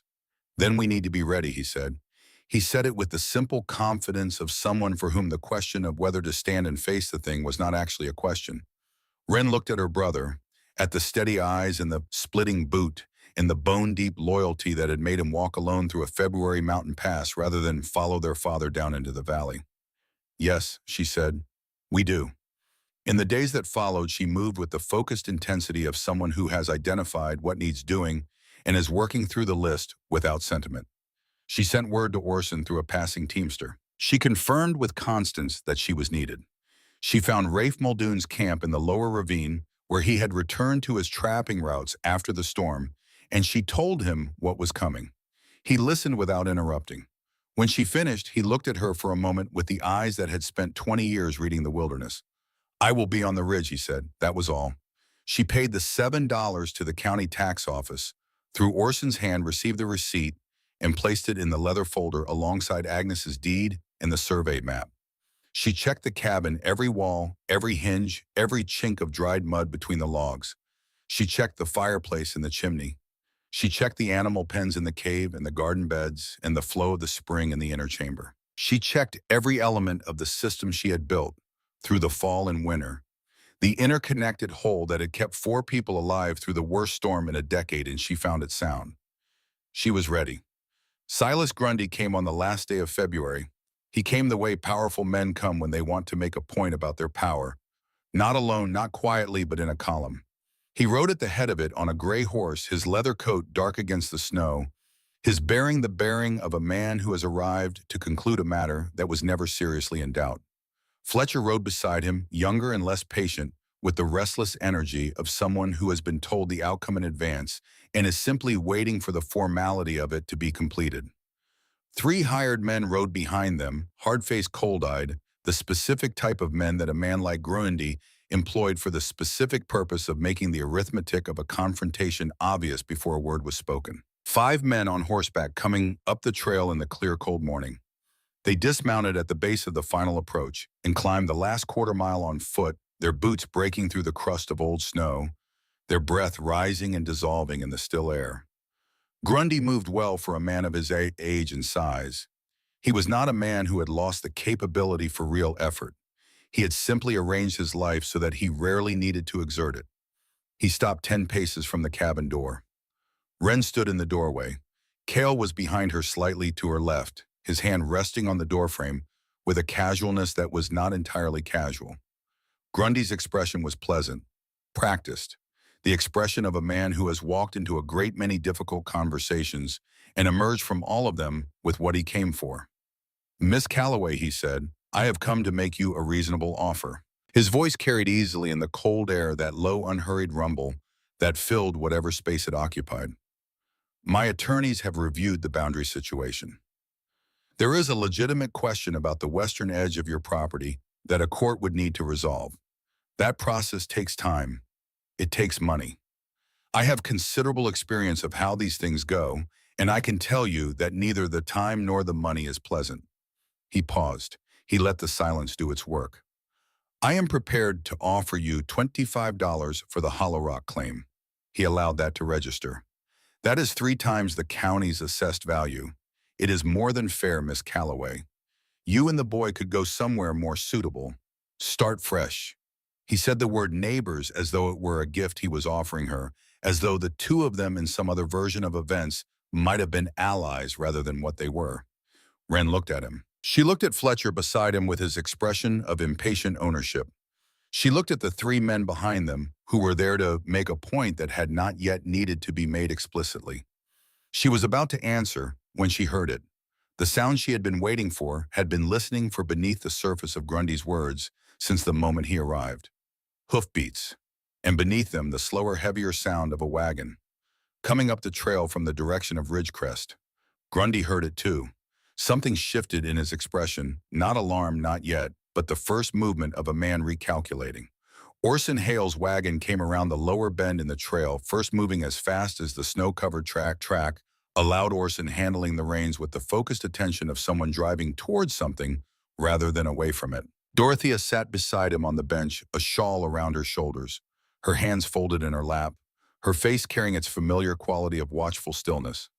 Behind the wagon, the blacksmith on his mule, a man of few words and considerable physical presence, who had ridden up this trail once before with a set of iron hinges as a gift and was riding it now for a different reason. Two farming families behind him, the men on foot, the women beside them, all of them moving with the purposeful gait of people who have decided something and are acting on the decision before the deciding can be reconsidered. The minister, a thin man in a black coat who came out of the church on Sundays and rarely appeared elsewhere, was making his way up the trail on a borrowed horse with the uncertain seat of a man more comfortable with theology than equestrian activity.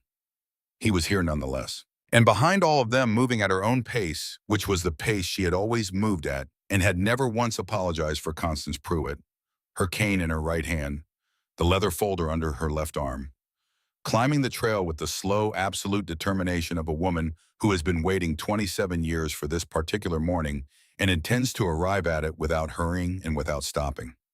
They assembled in the area below the cabin, spreading out naturally into a semicircle behind and around Grundy's men, not surrounding them in any aggressive sense, but simply occupying the space, changing its character, transforming what had been a private conversation between a powerful man and a girl with nothing into something else entirely.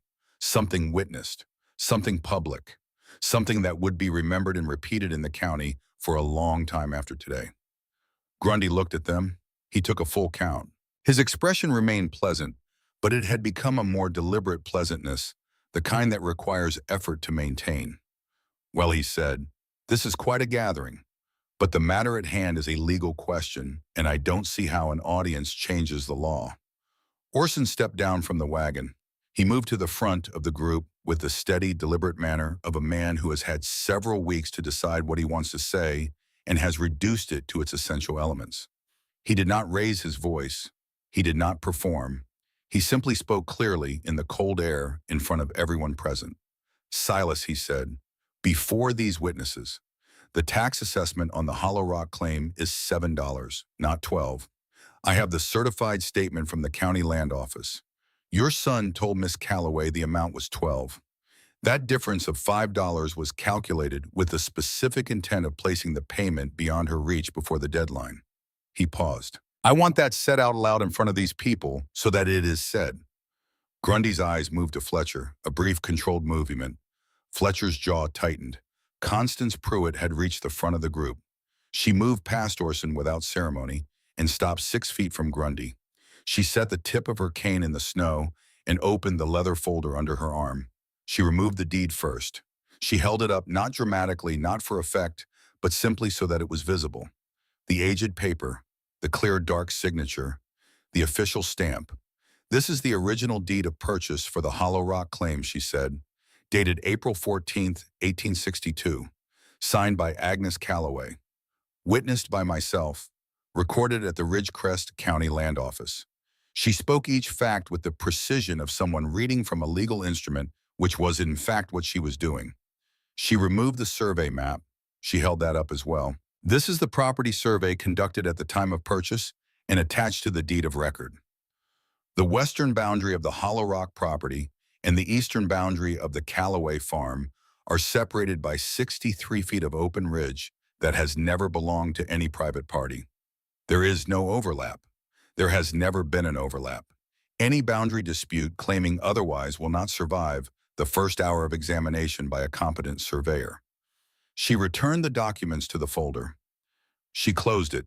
She looked at Grundy with eyes that had been looking at men like him for 7 decades and had lost neither their clarity nor their patience. The mountain was very quiet. The wind had died to almost nothing. The late February sun lay low and flat across the snow, painting everything in the particular gold of a season almost finished, almost ready to turn. Grundy stood in the center of it, surrounded by the people he had managed and maneuvered and used for years, the storekeeper whose practical advice had almost sent Wren east on a stage, the trapper who had echoed that advice with cheerful certainty, the farming families who had watched the Callaway situation from a careful distance and said nothing. They were all here now. They were all looking at him. And they were all seeing clearly, and at the same time the same thing, the architecture of what he had done laid out in the open air of a February morning for anyone with eyes to read. Grundy looked at Wren. It was not the look he had arrived with, the measuring, dismissive appraisal of a man confirming that the obstacle in front of him is the size he estimated. This was something different. This was the look of a man reassessing a situation that has not developed as his models predicted, identifying what he missed, cataloging where the errors of assumption occurred. What he saw was a girl of 18 in a coat that had been secondhand when she got it, standing in the doorway of a cabin she had built herself on land her grandmother had protected for 30 years, holding the accumulated weight of every day she had spent here. Every log she had cut, every stone she had placed, every morning. She had risen before light to tend the fire and the animals and the impossible garden growing in the dark behind her. He looked at her for a long moment. Then he turned his horse. He said nothing. He simply turned and began to ride back down the trail, and the silence of his departure was more complete and more eloquent than anything his practiced voice could have produced. Fletcher looked at his father, then at the assembled people that followed. The hired men followed Fletcher. Their horses moved down the trail and around the lower bend and were gone, absorbed back into the landscape as though the morning had never contained them. The people who remained stood for a moment in the quiet that followed. Then one by one and two by two they came forward.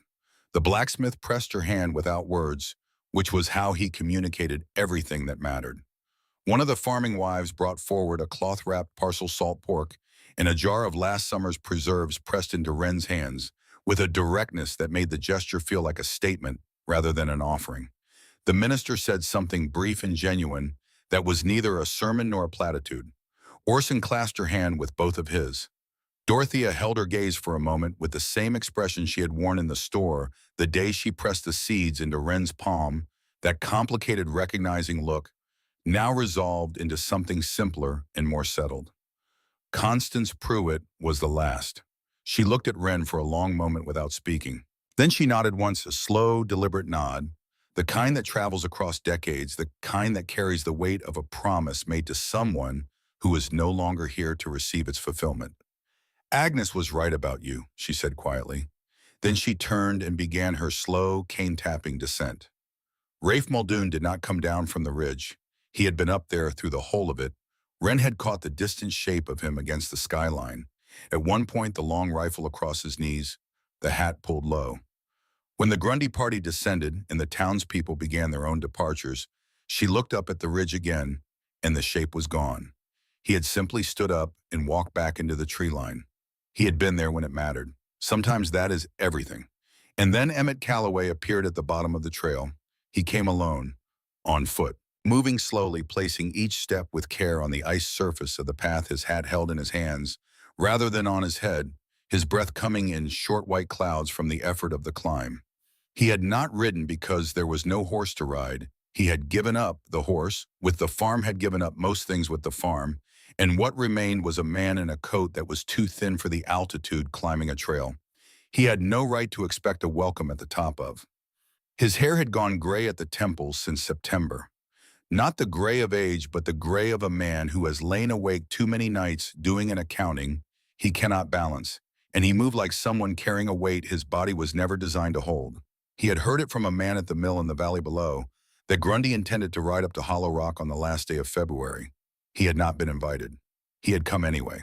He did not look up as he climbed. He watched his own feet. He arrived at the edge of the cleared area below the cabin and stopped. The departing townspeople moved around him the way water moves around a fixed object, nodding to him, giving him space, sensing, without being told, that whatever was about to happen in this clearing was not for an audience. Cale was in the doorway. He looked at his father. The expression on his face was the specific expression of a boy who has chosen between two people he loves and lives with, that choice daily. Not regretting it, not capable of regretting it, but fully aware of its cost. Emmett looked at the cabin. He looked at it the way you look at evidence. He looked at the walls and the stone chimney and the packed earth of the cleared area around the door. He looked at the woodpile stacked precisely against the cliff face with the careful geometry of someone who understands that disorder in the physical world costs you in ways you cannot always anticipate. He looked at the garden plot beside the south wall, still under snow, but with the dark lines of prepared earth visible beneath it, the evidence of planning and labor, and an understanding of seasons that a girl of 18 should not yet possess but did. He looked at all of it for a long time, and then he looked at Wren. She looked back at him. She thought about the $17 in the deed and the trembling hand and the flat voice and the eyes that would not meet hers on a September morning that felt like it belonged to a different life. She thought about the tin box in the cave with Agnes's ring and Agnes's warning and the name Grundy written in her grandmother's shaking hand. She thought about 3 minutes in the dark with her face pressed against her arm and a decision to keep moving when moving was the only thing that was not giving up. She thought about what Cale had told her, the kitchen table, the lamp, the shaking voice shaking not from fear, but from the compressed fury of a man spending his last resource and the true words spoken into the face of a man who held all the cards. Not weakness, not cowardice. The specific, costly courage of a man who is going to lose and knows it and says the true thing anyway. She thought about the whispered words at the door. Don't sell that land, the first piece of armor he had been able to give her, the only one he had. She understood it now. She had understood it since Cale told her, but understanding something and being ready to act on the understanding were different distances, and she had needed the days between then and now to travel the second one. She did not run to him. She did not say the words that forgiveness requires because forgiveness of this size does not arrive fully formed in a single moment. It arrives in stages over time with the patience of water working on stone, slowly, steadily, without announcement. But she stepped back from the doorway. She moved to one side, clearing the path between where her father stood and the interior of the cabin, the fire, the table, the warmth, the bowl of stew that was always simmering, that had fed 4 strangers through a blizzard and would feed her family now. She nodded once. It was not absolution. It was not an embrace. It was an open door, which is the most powerful and most costly thing one person can offer another. And it cost her exactly what it cost, the acknowledgement that the full weight of what had happened was real, and that she was choosing to let him in anyway, and that these two things could coexist. Emmett looked at the open doorway. Then he crossed the 20 feet of snow between them, slowly, one step at a time, the longest short distance either of them had ever walked. He stopped at the threshold. He looked at his daughter. His eyes in the February light were the eyes of a man at the far end of something. Something that had consumed months and taken everything it could take and left him standing here with nothing except the one thing that could not be confiscated or foreclosed upon. The capacity to say what was true. I was wrong, he said. 3 words from Emmett Calloway, who had always rationed language the way a careful man rations water in a dry country. 3 words that weighed what they weighed. Wren held his gaze for a moment. Then she turned to the fire. She ladled stew from the pot that had been simmering since morning, thick with beans and salt, and the pale winter vegetables from the cave garden, the flavor of everything she had built concentrated in a bowl. She set it on the table. She set a second bowl for Cale. She sat down. There were 3 people at the table. There were 3 bowls of stew. The fire crackled with its steady, patient certainty. In the cave behind the wall, the spring ran its continuous quiet note. Into the stone basin, the sound of water that would not run dry, the sound Agnes had known and protected and passed forward through 40 years. In a tin box, in a piece of paper, in a deed to a piece of ground that everyone but Agnes had called worthless. Cale ate 2 full bowls and did not cough once. Spring came to Hollow Rock the way spring comes to the high country, not in a single arrival, but in a slow accumulation of evidence. First, the sound of meltwater finding its way downhill through channels that had been silent since November. Then the dark patches of earth appearing through the snow like words emerging from a page. Then the smell, the deep, complicated perfume of soil waking from months of cold, a smell that contained within it the specific promise of everything that soil will produce when given water and time. Then the birds. Coming back one by one from wherever they had spent the winter, filling the morning air with sounds so unexpected after the long silence that Wren stopped in the middle of her work the first time she heard them and stood perfectly still and listened with the full grateful attention of someone receiving something they did not fully believe they had earned. The letter from the Denver Geological Survey Company arrived on a Thursday in early March, carried up from Ridgecrest by Orson Hale, who had taken over the role of mountain courier with the cheerful willingness of a man performing a penance he has chosen for himself. The letter's letterhead was formal, and its language was precise, and its central proposition was straightforward. The company had learned through the county records Orson had accessed of the underground hydrology associated with the Hollow Rock property. They were conducting a comprehensive survey of subsurface water sources in western Colorado. They wished to include the Hollow Rock site. They were prepared to offer an annual lease fee for survey access, the amount modest but meaningful, recurring, and entirely separate from any question of ownership, which would remain entirely with Wren. She read the letter sitting on the step of the cabin in the March sun, Cale beside her, the lamb born in the last week of a long winter, sturdy and indignant about most things, pressing its head against Cale's knee with the cheerful insistence of the very young. Chickens moved around their feet. The smell of new earth was in the air. She read it twice. She set it down on her knee and looked out at the country below her, the ridges and ravines, and the distant suggestion of the valley floor where Ridgecrest sat in its single street between church and saloon, and where things were already different than they had been. Grundy was not gone. She understood this clearly and did not allow herself the comfortable mistake of believing otherwise. He was patient. He had been patient for 30 years. He would find another angle, another instrument, another lever. Men of his kind did not stop because one approach had been closed. They recalculated. They waited. They were architecture, not weather. But she was also architecture. She was the cabin and the cave and the garden and the spring. She was the walls she had built and the fire she had kept burning and the system she had built from nothing, with 2 hands and a grandmother's stubbornness in her blood.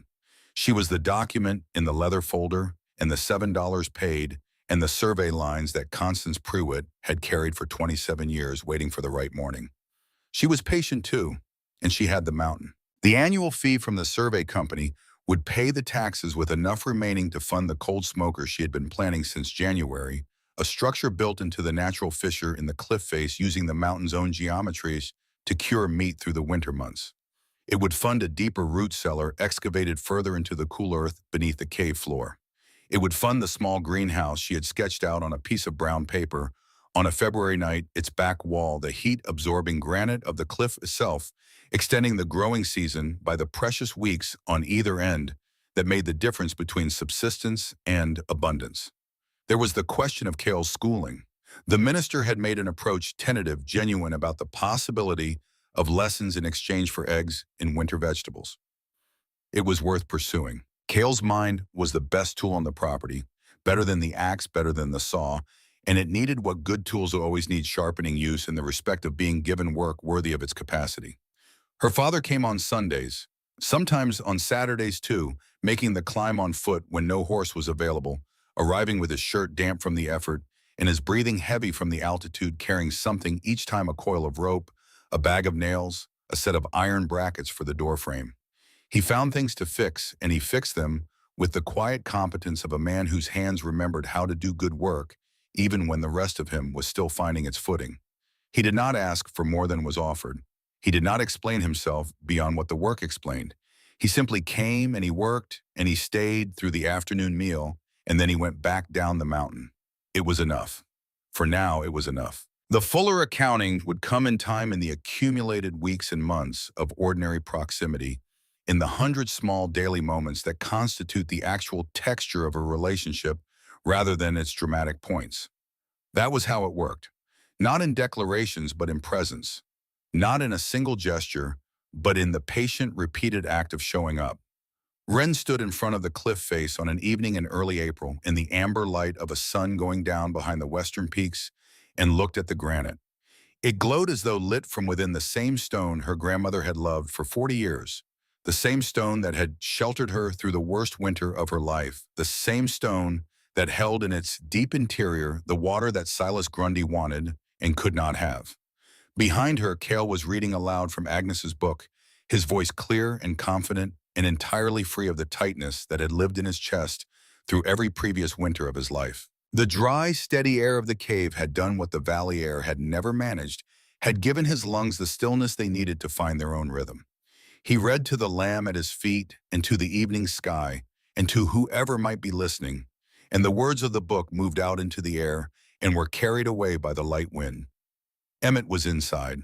She could hear the sound of his hammer steady and measured, working on the door frame. He had decided needed reinforcing a judgment that was technically correct and also not entirely about the door frame. The rhythm of it was a familiar sound. It had been the soundtrack of her childhood, that particular cadence of her father's work, and hearing it now in the cabin she had built was something she had no name for yet. She would find the name in time. There was time. The spring in the inner chamber ran its continuous note. The chickens had gone to roost. The ewe stood in the entrance to the cave pen, watching the evening with the tolerant patience of animals who have come through a hard winter and arrived on the other side of it intact. She had plans: the cold smoker, the root cellar, the greenhouse, Cale's education, the letter to the survey company that needed a careful reply stating the terms she was willing to accept and the terms she was not, the list of improvements to the cabin that her father's eye had identified and that her hands would eventually address one by one in the order that mattered. She had work. She would always have work. That was not a burden. That had always been the point. The daily act of building and tending and protecting and growing, this was not the price of survival. This was survival itself and more than survival. This was meaning made concrete, made physical, made real in the form of walls that held, and fire that burned, and water that ran, and green things growing in the dark where no one had thought to look. She turned back toward the cabin.